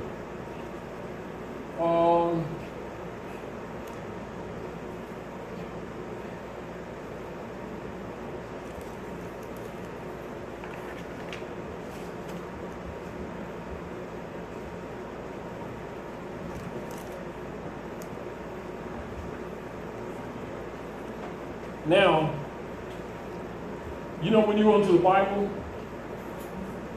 and you see the preacher and all say Elohim is God? This is Elohim. Now, to the masses, because the dark priesthood keep the masses dumb, Elohim is plural. Eloah is singular. They know that the people can't read, so they don't worry about it, do they? Do they? This is why they don't want people educated. Are we clear? So these are the 7 golden candlesticks. Let's go through this, you all. So this is what you saw on that paper. Holy names of the 7 Eloah. So the 7 Elohs are who? For what? The 7 days. They are cyclical. We measure time in cycles. This is why you also have chronos, sequence of events. So time on a calendar is not necessarily time in the heavens. So you must understand that. Because wise men look to the stars. Because that's how things are really calculated. So do all high priests. And they're trained accordingly. Are we clear? Yeah. Okay. All right. Oh, sandwiches. Sandwiches. All right, so the 7 Eloah conjoined, or the 7 golden candlesticks in the book of Revelation, or when the Muslims make the Hajj 7 times counterclockwise, they mean the exact same thing. They think they got something different. They're arguing with each other, sticking each other toothpicks. My God is better than your things. He makes better peanut butter sandwiches than he saved. Because I ate last week and he saved me. I was blessed. And they arguing with each other and they got the same thing. And you couldn't even, if you ask them the science, they don't even know what the swell you're talking about. But they're going to tell you they know this stuff. But the preacher knows it. The imams know it. The rabbis know it. Sunday is the first day of the week. It is ruled by the sun. The holy name of Sunday, Domingo, is Michael. Monday is the second day of the week, is ruled by the moon. The holy name of Monday, Lunes, is Gabriel. Tuesday is the third day of the week, is ruled by Mars. The holy name of Tuesday, Martes, is Zamael. Wednesday is the fourth day of the week, is ruled by Mercury. The holy name of Wednesday, Mercuris, is Raphael. Thursday is the fifth day of the week, is ruled by Jupiter. The holy name of Thursday, Jueves, is Sakael. Friday is the sixth day of the week, is ruled by Venus. The holy name of Friday is Viernes, or Anael. Saturday is the seventh day of the week, is ruled by Saturn. The holy name of Saturday, Sabado, is Casael. So what you saw on that paper is Saturday, the seventh day of the week, is ruled by Saturn. The holy name of Saturday, Sabado, is Casael. So if God rested on the seventh day, what is the Sabbath? Sabado, Sabbath is actually Saturday. Why Sunday? For the priesthood of Rome. They offered it right in the people's face. People didn't dispute it, did they? Did they? They lying to you right to your face. But if you don't know this, you wouldn't contest them, would you? Failure to contest or correct is acquiescence. Are we clear? And let me read this out there and ask you a question. Now, a day is that period of sunlight between dawn and nightfall. And is that time or interval existing from sunrise to sunset. The word holy is derived from the ancient Sanskrit word halig, which means whole and sun. A week is that period of measurement of 7 successive days. The word day is derived from the word degree and relates to the 24-hour period during which the earth completes one full rotation upon its axis. This is called a solar day. The 7 days philosophically have holy names and are ruled or governed by 7 major stars or 7 planets in our solar system. These attributes or holy names have been passed down to us from our ancient foremothers and forefathers. In harmony with the divine order of nature, each singular day is called an Eloah. The 7 days or 7 stars together as one are called Elohim, expressive of the mother-father principle, and applies to the 7 singular Eloah in their plural form and in their cyclical oneness. The ancient cosmos sciences involving the 7 days have been traditionally taught to neophytes and scholars alike, and are representative in the circumambulate heaven symbolism, being a part of the ancient and modern mystical schools of highest learning. The same philosophies are infused within many religious rituals and ceremonies, and poignantly characterized by way of the symbolic displays of 7 golden candlesticks.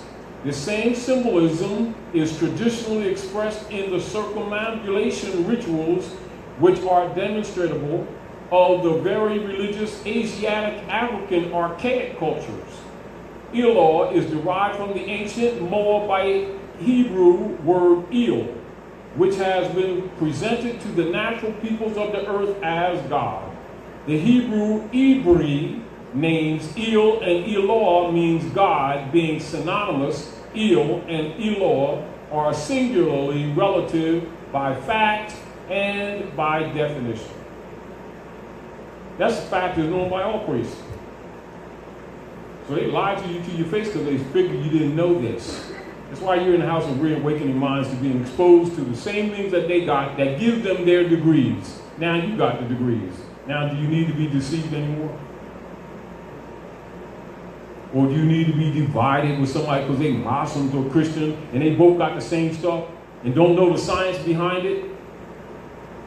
This is the science. This is the fact. Documented.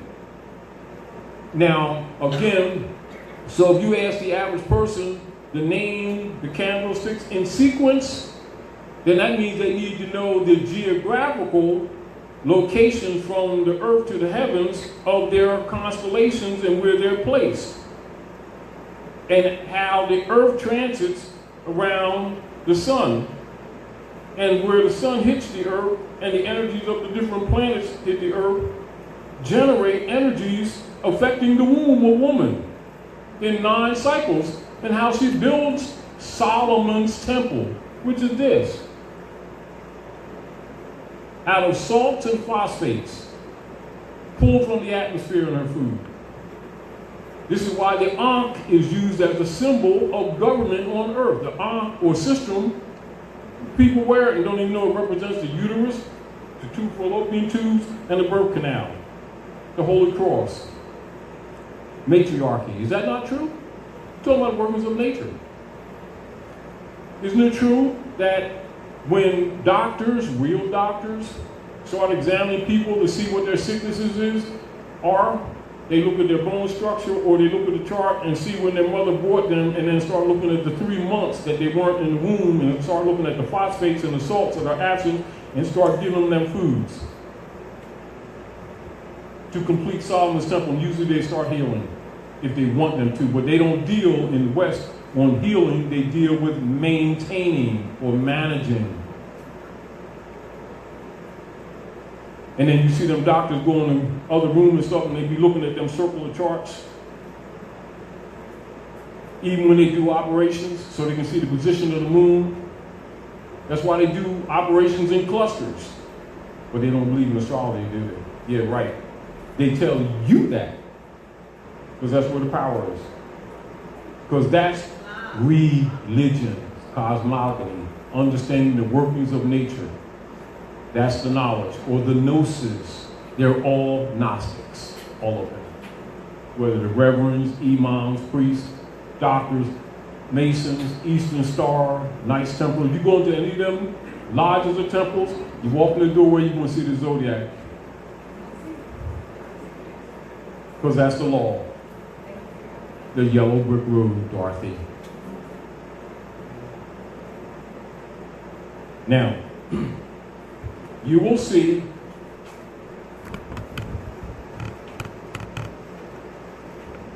that symbol, the Germanic name for the symbol, not building, the Germanic name for the symbol is church,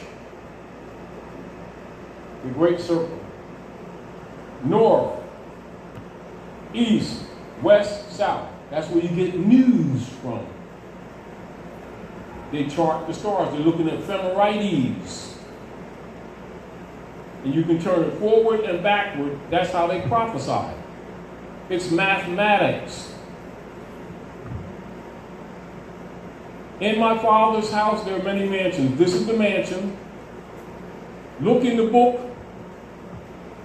of Revelation, chapter 21, chapter 22, and you'll see 3 in the north, 3 in the east, 3 in the west, and 3 in the south. North gate, east gate, west gate, south gate. I rule the earth. That's what they're telling you. You see the priest going up there and everything, and he's saying, oh, he did that, no soldier, sweetness, and goodness of God, and this. He's going, he just told you I rule the earth. He told you he's God. Book of Thessalonians. Then Yahshua tell you, he said, remember when I was yet with you, I told you these things, that they would put themselves on the throne of God, claiming to be God. That's why they took on the title white man. That's what it means. Sovereign, ruler of the earth. So what happens when the heirs call him white man? Thinking they can read. They can't damn read. And they're going to tell you about Jesus, God, and Allah, and Moses, and Muhammad, and stuff. And they're ruling you with your own stuff.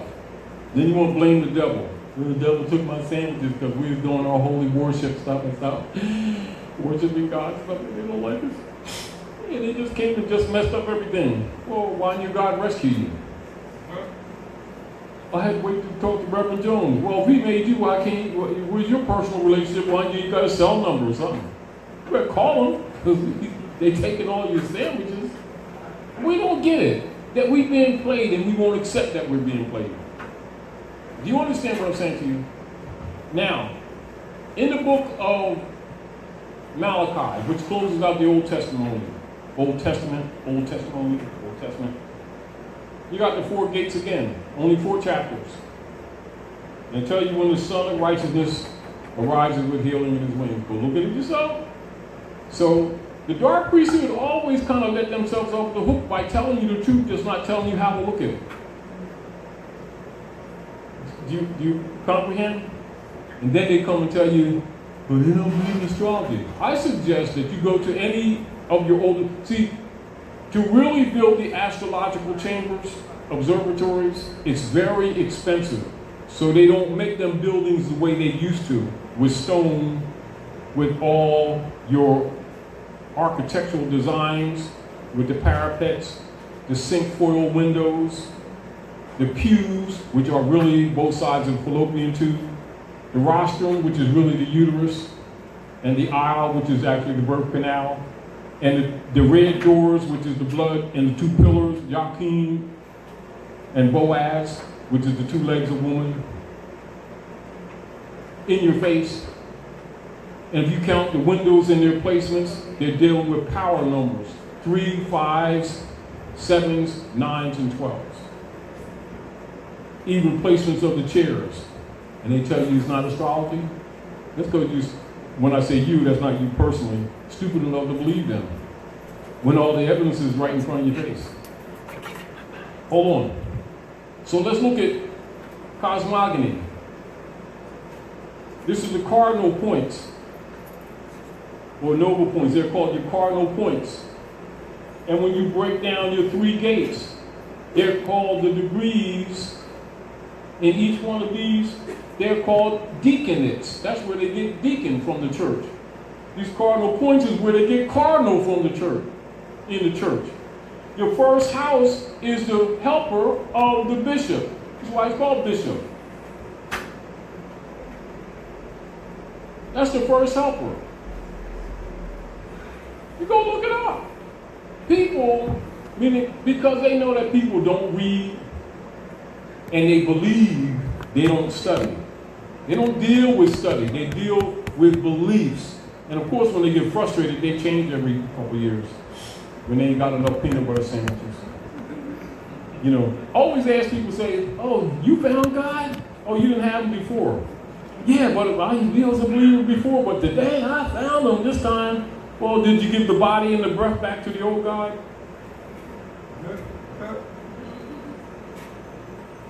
You get the whole point. And then they'll start talking about, you know, there's only one God. Oh, there is? Not that, I'm not saying that there isn't or isn't. I'm just saying if you look at what people keep on saying and boasting about, right? Well, don't that book then says the God said, let us, isn't us like plural? And then in the same God that you said that's jealous said, there shall be no other gods before me. So that means the God that you say that you're worshiping just told you there's other gods that he's competing with. And then you're saying there's only one God. Well, which one of those gods is you talking about? That is the one with the sandwiches. Name them, place them, her, it, where. Oh, since you got a personal relationship, give me your cell phone. I'm going to call them and get straighten this stuff right up. Well, you can't talk to them because I got a personal relationship. Well, why are you telling me about him? This is all that personal. Well, he made everybody. Well, then I should have a number too. You're selling him. And he always costs. He's always broke. Come on, stop. The deal of it is, if people would just use their basic child sense, they would recognize they're being played. But they're in denial. People are in denial.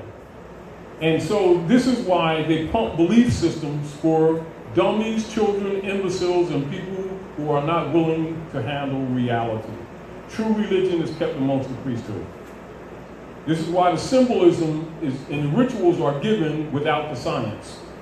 This is why if you go to the science, the believers don't recognize what you're talking about. So like if you went into this in a conversation, they'll start talking about you got a devil. You need to come and make salad and sandwiches and stuff. You don't know the Lord is. And you're talking about what they themselves are claiming. They just don't know the science behind it. They're going to talk about salvation and everything.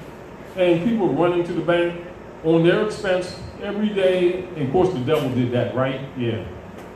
These people are full of it. And nobody feels sorry for them. So they're racist because they don't feel sorry for them. No, they're not racist. They're taking advantage of people who dishonor their mothers and fathers, are held outside the constitutional fold of government on Earth planet, have no protections whatsoever, are denationalized, declared stateless persons, and are under wardship tenures, and all of their estates have been hypothecated. That's really what we're dealing with, that ignorant people keep calling racism and prejudice. It's unum sanctum policy, documented. It's not hidden, but since they don't read, it's not required. Why you deal with people that don't deal with knowledge and science? So you give them beliefs that change every 2 sandwiches, because what, they don't work anyway. It just keeps them busy while they get raped. And all their injury they blame on the devil. Find a nickel, you know, I was broke. I needed a sandwich. And then I tripped. I bumped my head on the curb, and I almost was knocked out. And then I opened my eyes, I saw $1. God gave me $1, so I went to McDonald's, got me 2-for-1 sandwich and stuff. That was a blessing. No, you dumbass. You fell down, bumped your head, and you just found $1 and stuff like that. Because if you was blessed, you would have bumped your head and you'd have $5, maybe 10, and just ask God to give you a sandwich. You went there and give him a coupon or something. You know, we're full of it. And then as soon as bad luck happened, you want to blame the devil. He took my sandwiches. I was praying, and then he took my sandwiches. God gonna get them and all that stuff. You keep getting your ass kicked. No, serious. We keep saying one of these days the Lord. So give it the mic. Yeah.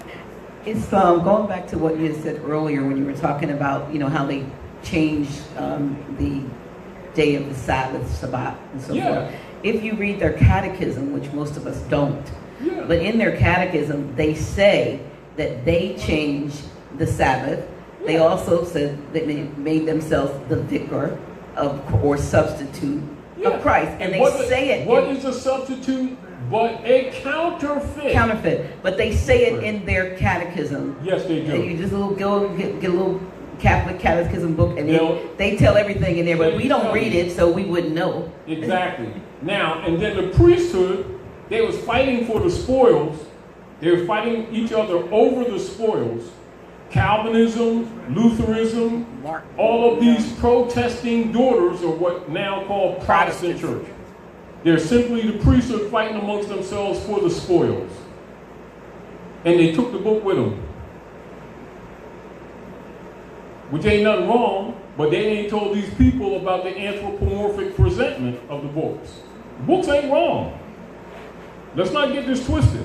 The books are not wrong. They're not explained in their Kabbalistic and anthropomorphic format. It is designed for children to keep the knowledge from who the priesthood called the profane. And the profane are the very sheeple that they've been raping. So the sheeple are all in the corner of the pen talking about, oh, we're so cold. One day the Son of God is going to come and save us and stuff. And everybody's standing around got cashmere sweaters. It's because the sheeple ain't got no damn wool. They shearing them. Who got the sweater? Pastor. He's keeping control of the pastor. You know, they don't even get it. They don't even hide it.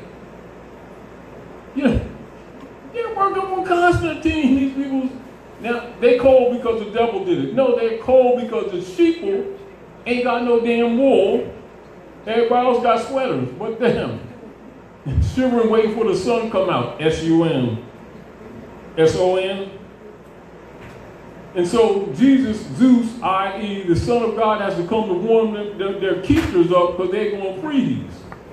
And one of these days, he's coming back. I guess so. Can't wait for the daytime. Because night is tough. Because that's what it is. And it really is that. And people need to understand, they're talking about the transit of the sun through the heavens. And it's calculated. And it brings life to everyone and everything on earth. And it cycles. And then it goes into a sleeping form, which is called the winter solstice. And for 3 days, it's in the tomb. And this is where you see on the calendar when it says winter solstice. The sun stands still for 3 days. And then on the 25th of December, it starts its ascension again.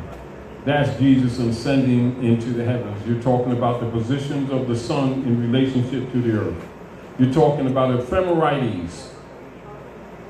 All right? And so you're talking about the 7 ruling planets and their effect on life on earth. And that is how things are calculated. That is religion.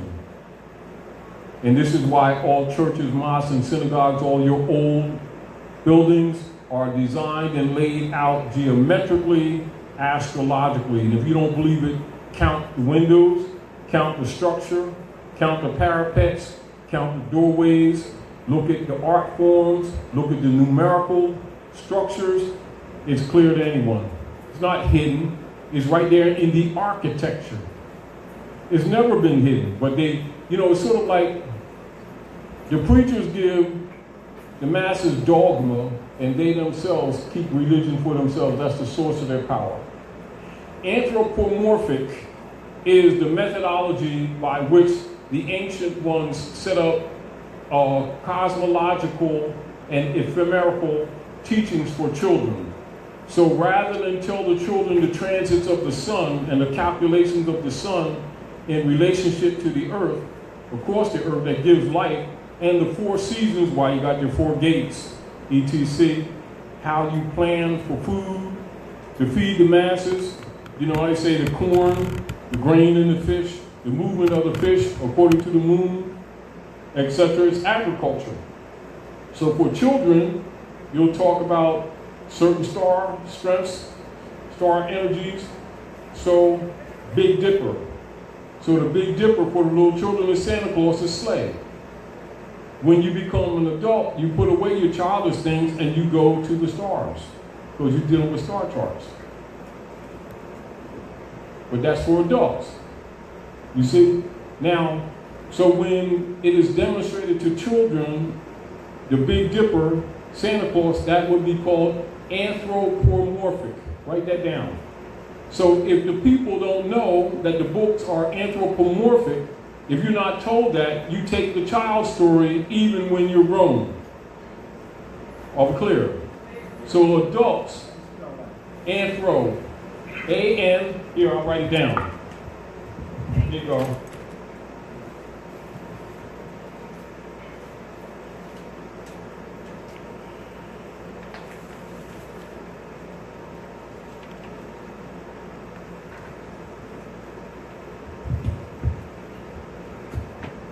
And so the priesthood keeps the adults in the anthropomorphic degrees. In this way, they have power over them. Are we clear? So, how is it that the priesthood would always be the healers? Because they would look at when your mother brought you here, and they immediately know what salts and phosphates your body is missing, and know the tendencies of sicknesses that will affect that particular temple, which is your body, based on what your mother put in you. So what they do, here, take this herb and drink it this. And he's, oh, Dad, I feel good now. Yay. You know, he give you some salts and phosphates that's missing from your body for them. And they know that most of the things that make you sick, your tendency is because the temple of Solomon is incomplete. So true religion teaches you that so that you can go get the foods and the salts within a 300-mile area where you are. This is where Deuteronomy tells you the trees, every herb-bearing tree is your meat. They've been trained by the priesthood that the meat is the morgue. And so they've been eating the animals as meat when meat is really the leaves and the fruits on the root. They don't even know what food is. Why we think we're sick? That's why when people get sick, the priesthood immediately, one of the first things they take them over is pork. And particularly fried pork. Because they know most of their sickness is them trichina worms. Then they start flushing them with water, but they only manage it. They don't really try to cure it. And that's the real truth. And so, once the people understand that the Bible is derived from Septuaginta, and they also understand why the priesthood took out the 7 books of Moses, which deals with the chemistry of earth and the herbs. And also the books of Mary, the book of the infant, etc. Because then you're going into the real culture. Then you find out what? The one that they call Jesus' real name is Yahushua, and he was actually a Muslim. And Yahudi, what they would call a Jew, he wasn't no Christian.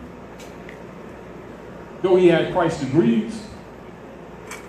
That's an ascension period, or the nature of activating the pineal gland. And this is where he says, look, y'all got this thing twisted. What I've done, all men can do. I'm just here to demonstrate to you. And some of you will do greater works than I've done, which means you're going to activate more degrees than I've activated. What point y'all don't understand this? They don't believe that book. They just talk, they just repeat stuff without knowledge. Promoted by the priesthood who've done that to them. And the injury that comes to them, they blame the devil. Meanwhile, the priesthood is always fleecing them for finance to kick the devil's ass. But the guy that he talked about can't never beat the devil. You know, it's like this, a child can figure out we've been played. Adults can't get it because they're blinded by their beliefs. They won't deal with logic because they don't recognize the anthropomorphic resentment and they're never told. Go ahead, give the brother Mike. Scoop, go ahead. Islam.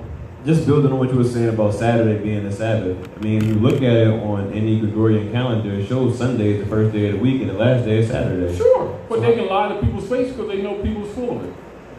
Islam. See, believers know that they're hypocrites. It's just that they get amongst a bunch of other hypocrites so we can all feel together. It's like you going to a crack house trying to discuss about crack is bad for you. They might throw your ass out the window. Let's discuss about what's good. Let's discuss about what's good for you, bad. You tell them on the corner, they'll say, yeah, I know. But you go to the crack house, you gotta tell them that they can jump you. You're gonna get jumped. And it's the same way people are in the name of religion. You know, like people get in them houses, blame it on God, going through his thing. People don't do that in real life. Why? Because it's a show, and there's nothing wrong with a show. A good show is a good show. I mean, I'll have fun. You know, I remember, this is true. In Camden, anyway, y'all come across Benjamin Franklin Bridge and coming into Camden on Avenue Wilson Boulevard, and right on the right, you see that tan church there as soon as you get past the first ramp. About 10 years ago, something like that, I went to church with my cousin, Kenny. We went to church, because my cousin, DeShields, is actually a minister. He wasn't doing the baptism, but with some people that were doing baptism. And you know how they have the pool at the church, and they have the steps and you walk in the church. I mean, on the stage, they have the pool in the stage. So everybody got their white gowns on and stuff, and they, you know, next, and they dipping them and all that stuff, you know, going through the thing. I mean, it was beautifully tight. And the choir can sing, you know, because we can sing now. You know, we get down when singing. Anyway, so this sister, I'm estimating her to be between 18 and 20, somewhere in that area. So Rev is dumping her and stuff like that, and, you know, she got her braids and stuff, and he dumped her a lot of peanut butter sandwiches. Right? So she comes up, she's going like this, and he's going, la peanut butter sandwiches, and the Lord of God, and stuff like that, and casting devils and all this kind of stuff. And she's trying to catch her breath, she's trying to get her. He's pulling up, he dunked her down the third time, she didn't get her right the last time. What? That girl came up, motherfucker, you trying to kill me? She was hoping the church went, whoa, went silent, and you could hear those covered sneezes in the back, like, it was fun. Let me tell you, I told Kenny, so I gotta go to the bathroom. I went in the bathroom, really bad. I didn't have to go to the bathroom. I just didn't want to be on the floor. I went in the bathroom. I was trying to get myself together. I came back out, had to go back in the bathroom. People was walking out there, out in the lobby. They were falling out in the corner trying to hold themselves. It was like weird. But that was funny. I'll never forget that. That girl came up, you motherfucker, you ain't gonna kill me. And she did, you know how they do this? You know how they do this like this? They put the back of the hand. Girlfriend, let me tell you something. Muhammad Ali wouldn't have had a chance with that sister. She came up that third time? Nah. Anyway, that's true. That's true. But that's symbolic. That's symbolic. And it's actually a beautiful ritual. You know, when we come together now, that's really true. That really actually happened. And the beautiful thing about church is that people come together in love and in goodwill. But however, they also don't know they're being played. Now that's the real truth. And they should be told that this is the church. And when you go to church, when they take you to church, they're supposed to take you to Ezekiel's wheels and explain all the degrees. And they're also supposed to find the one that your mother brought you in so they can give you a reading on your strengths and your weaknesses. This is why you look at conjunctions, sextiles, and squares to see things that hold you up in life. Or see the nature of marks on you. Now, this is why when women know themselves, when they really know the church, they build the bodies wisely. Meaning that a woman who knows divine nature will not mate with a male that's not harmonic with her energy, knowing that she's going to bring a faulty child here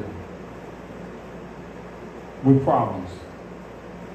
I mean, if you know it, you can work with it, but why do it that way?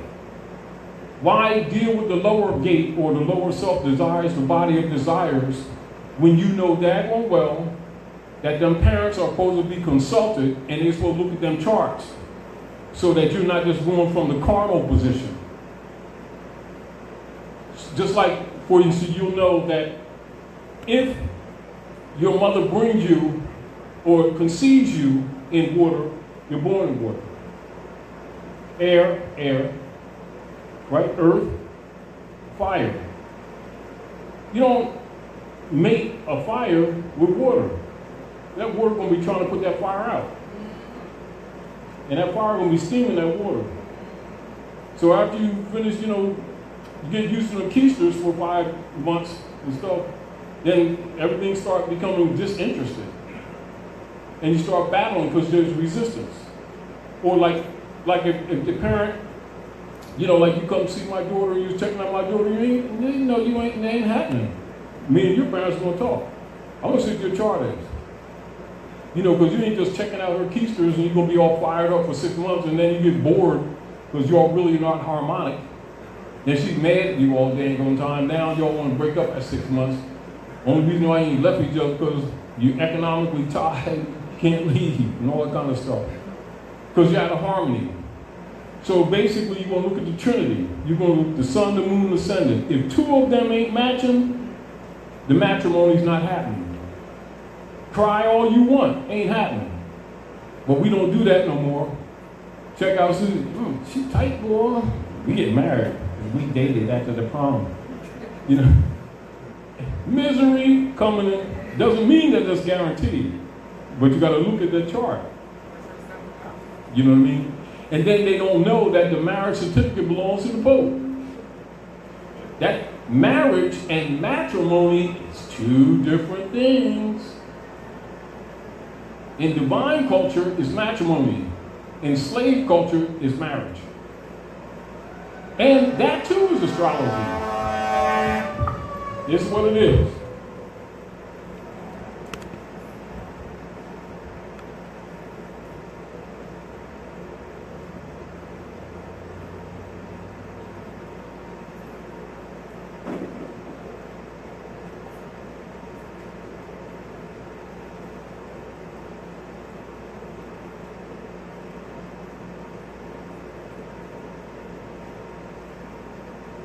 It's a spell cast. 9th letter in the alphabet, I. So, the negative energy of Mars, warring and rage. If it lasts 3 years, you're lucky. It's a spell cast. When it's actually supposed to be holy matrimony. But they start following that Rome. They don't even know it's a bank bond. Pope owns the eggs.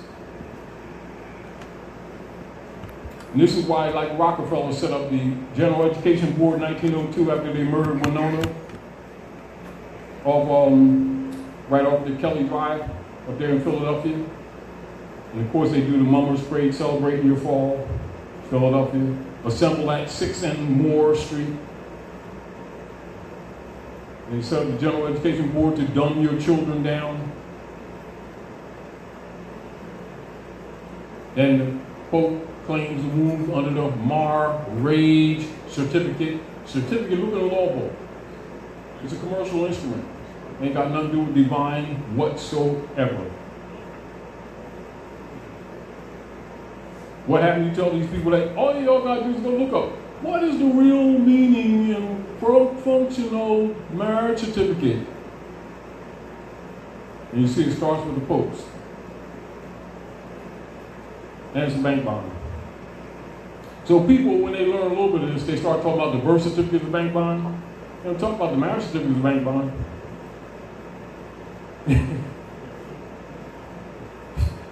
Roosevelt just did that after Drew Ali crashed that second United States corporation in those of you who are given the certificate of the United States Corporation, 1925, that was done counter over Drew Ali when Drew Ali registered the Moorish Holy Temple of Science as a civic organization, 1925. Then they did that killed that United States corporation. Then what they re-registered in Puerto Rico, and then they used the birth certificates to back their debt.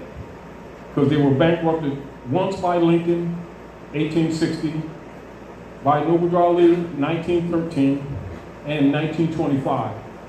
Then what happens is they covered it up, but it crashed anyway in 33. That's June the 5th. That's House Joint Resolution 192. Which is why I tell you all to read that, because even in that House Joint Resolution, and this is back to reminding you about claiming your estate. Let's go to, most of you are familiar with this, but I just want to remind you.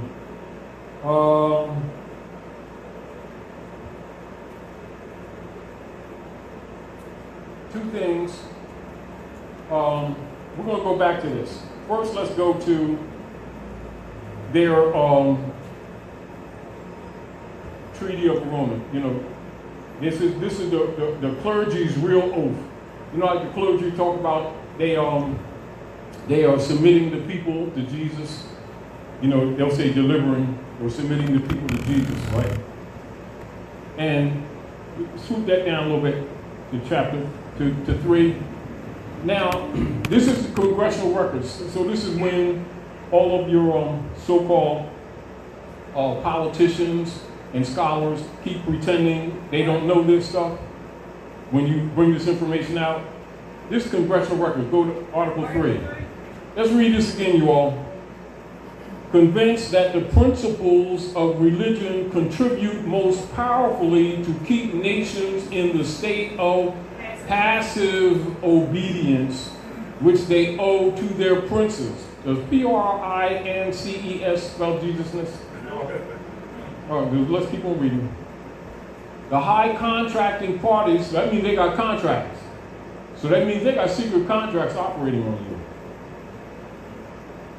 you. Declare to be their intention to sustain in their respective states those measures which their clergy, that C-L-E-R-G-Y, may adopt with the aim of ameliorating their own interests, intimately connected with the preservation of the authority of the princes, and the contracting powers join in offering their thanks to the Pope. Does P-O-P-E spell J-E-S-U-S?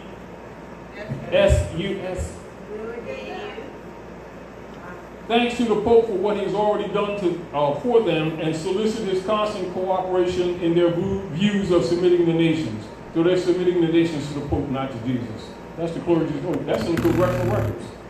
And so this is back to Constantine. Pope Constantine, and they talking about they submit these people to Jesusness. Now you see why they don't have any problem asking their parishioners for a $60 million airplane, because they're ameliorating their own interests. Do you understand? And who's their boss? The Pope. Ain't no Jesusness. But they use Jesus as a front to get into people's pockets. That's congressional records, y'all. And this is what people pretend they don't know this stuff. Well, you just making that up because you don't like Reverend Jones because he's my cousin and stuff. No. Circles the Coronados, and he works for the Pope. No, he doesn't. He knows Jesus personally. I seen his number on his cell phone. It's not for everybody, though. They start that kind of stuff. You wouldn't understand. Yes, I do. 2 and 2 is 4. And 8, 3.5. Now, with the congressional records again, of course you know here, Mr. Speaker, we are here now in Chapter 11. This is Tropicant. Members of Congress are official trustees. So if you're talking trustees, you're talking about an estate, aren't you? That ain't theirs. Presiding over the greatest reorganization of any bankrupt entity. Does it say bankrupt country? Entity. So it's a private corporation, isn't it? In world history, the U.S. government.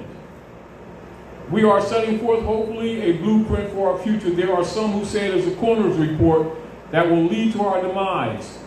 Read this with me, y'all. It is an established fact that the United States federal government has been dissolved. What does the word dissolved mean? You mean they're recessed? Oh, so, all right. By the Emergency Banking Act, March the 9th, 1933, that's Franklin Delano Roosevelt.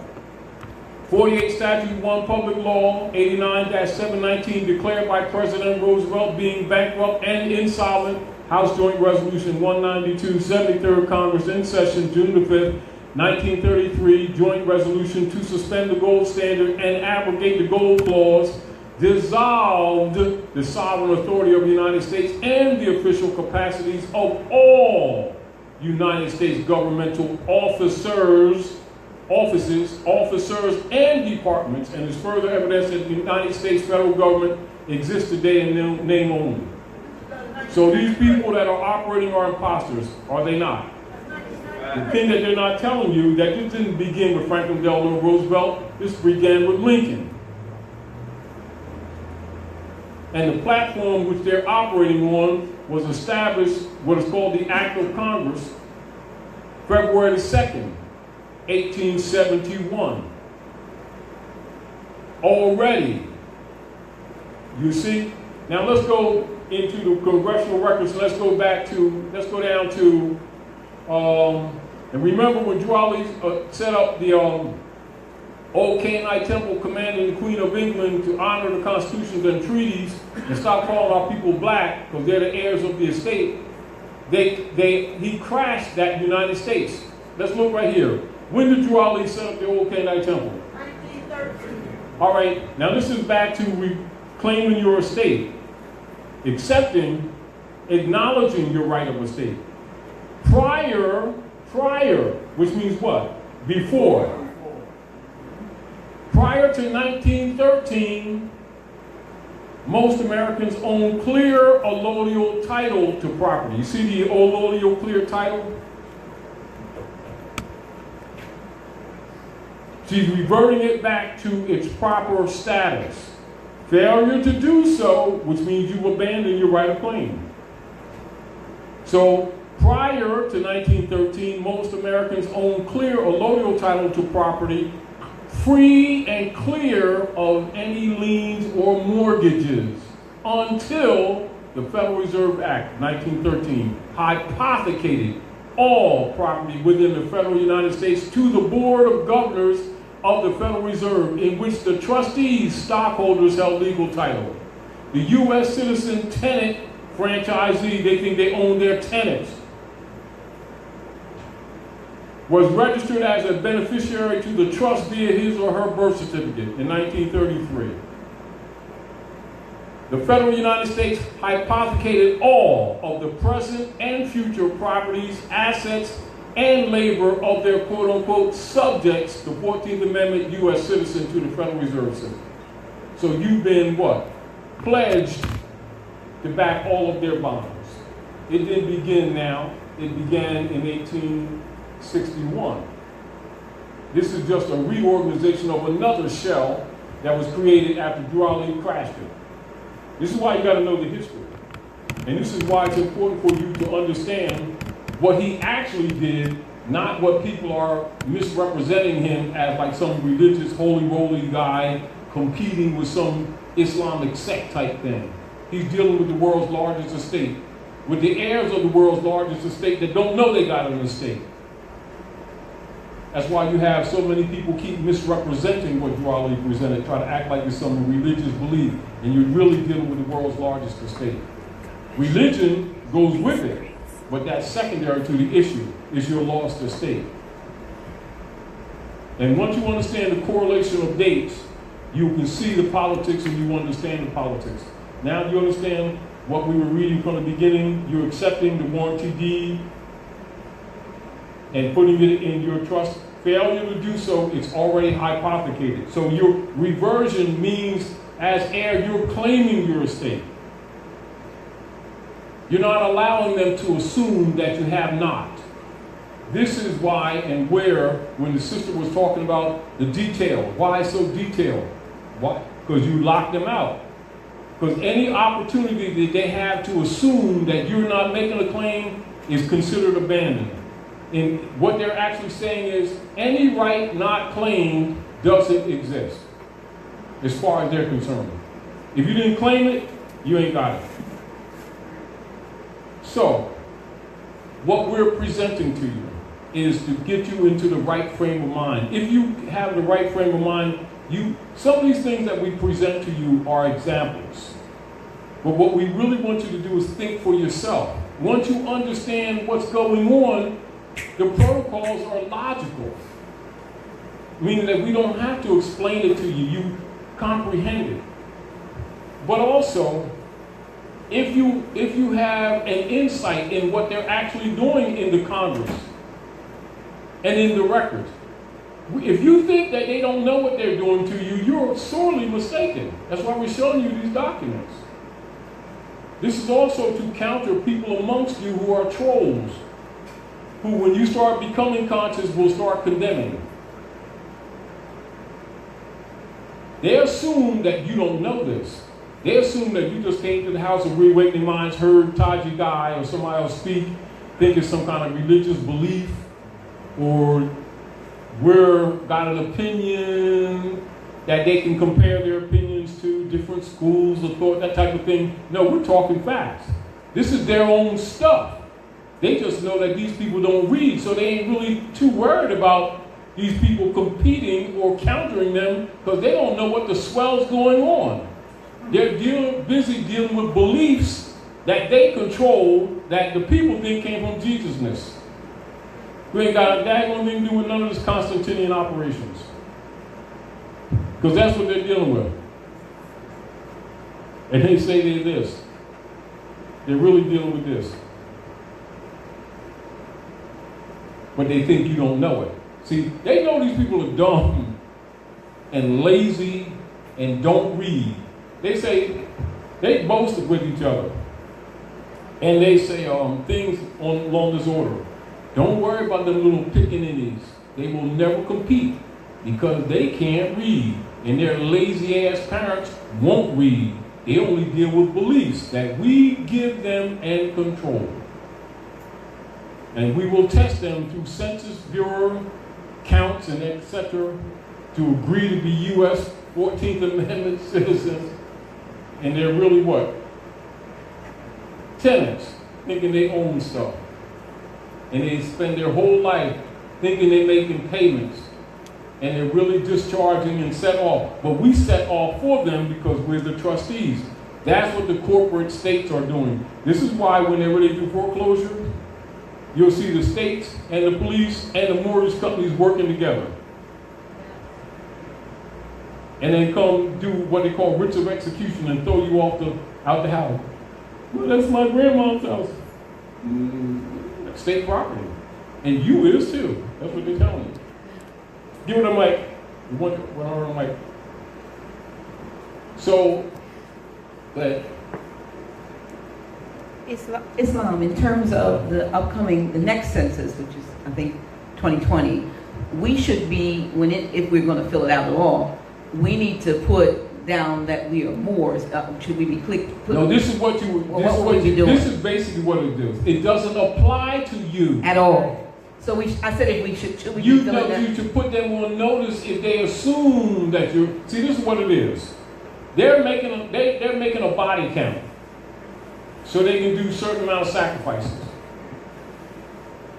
It's like so for those who don't proclaim or answer, they can assume by default that you're the property. And those who fill them out need to know it's an agreement. It's a stock agreement. And if they make a mistake on it, they're stopped. If anything you do is give them on notice that you're an American national. An American national is an Al-Moroccan. An Al-Moroccan is a descendant of Moroccans. They're not U.S. citizens. They're not same status. This is the reason why they blind people who can't read by saying America as if it's a country when it isn't. Or they'll make blind statements like the Al-Moroccan or the American people, and the people don't challenge that. Europeans of European descent are not Americans, they're Europeans who are occupying America under unum sanctum policy. And so what they're doing is stealing your identity. And if you don't argue that, you're considered to abandon it. You ain't mad at them, just straighten them up. You ain't American, Freddie. So should you be filling it out at all or no? If it comes to you, you can send it attached if they see, because if they send it to you, guarantee it's going to be written all capital letters because it's talking about the estate. Now you can do the reversion on that and send that attached, correct the record. Isn't that a record correction? So, Instruct them. Failure to instruct them, they're assuming because they're already acting as trustees. And I know it's a little hard for us, but we're under subjugation. We're going to have to activate. Meaning that we're not in a position to be lazy. We're really not. And I understand people, under pressure and everything. We don't have the comfortable option of being lazy. It's dangerous. Give them the mic.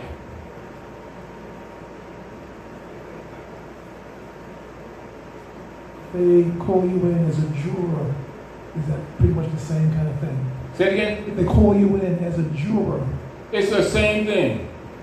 same exact. You would ask them, is this a commercial venue or criminal venue under Article 3? Is it land, sea, or air jurisdiction? And is it an article platform, or is it a foreign corporate commercial operation for human traffic? Stated for the record so I can know whether I want to be on the jury or not. Guaranteed they're going to send you home. No, I'm just, you got to know the questions. See, the questions would tell that magistrate who's a Mason that you know what's up. So when you're filling out that form, because it says U.S. citizen, Yeah.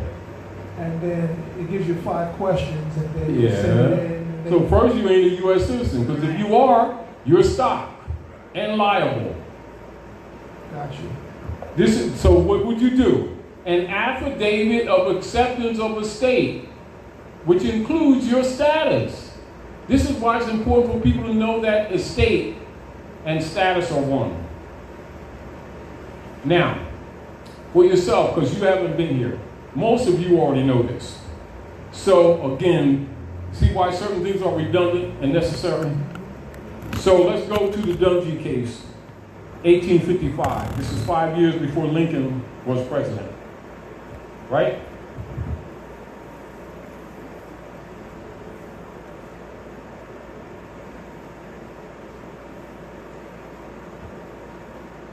So this will give you concepts, because this is not new. Keep this in mind. None of this stuff is new.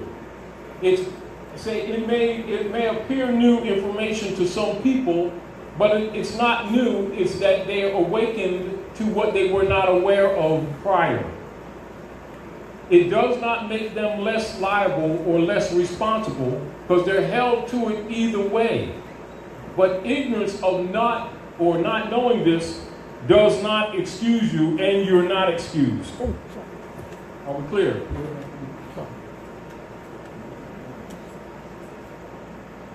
Now, this Abraham Lincoln defends William Dungy, who was tagged as Black Bill.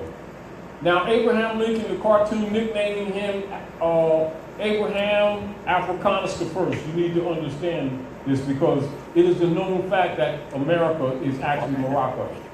That's why they have him dressed in Moorish clothes. In satire. Are we clear? Now, Black Laws of 1855. Among 10 original Abraham Lincoln documents discovered last summer in the DeWitt County Courthouse at Illinois is a bond for costs in William Dungy versus Joseph Spencer. Written but not signed by Abraham Lincoln, the bond was part of an interesting slander case family disputes that degenerated into slanderous name-calling feuds frequently appeared in antebellum Illinois circuit courts. Antebellum means prior to the Civil War. All right? Such cases reflected the intent of American slander law to safeguard an individual's good reputation in the community against petty character assassination. Abraham Lincoln realized the value of reputation and declared in his first printed political speech that every man is said to have his peculiar ambition. I have no other so great as that of being truly esteemed of my fellow men. One unique slander case Abraham Lincoln argued at DeWitt County Circuit Court, Clinton, Illinois, is in the May and October 1855 terms, involved much more than a defamation of character, and suggested that Huck Finn's friend Jim might have reconsidered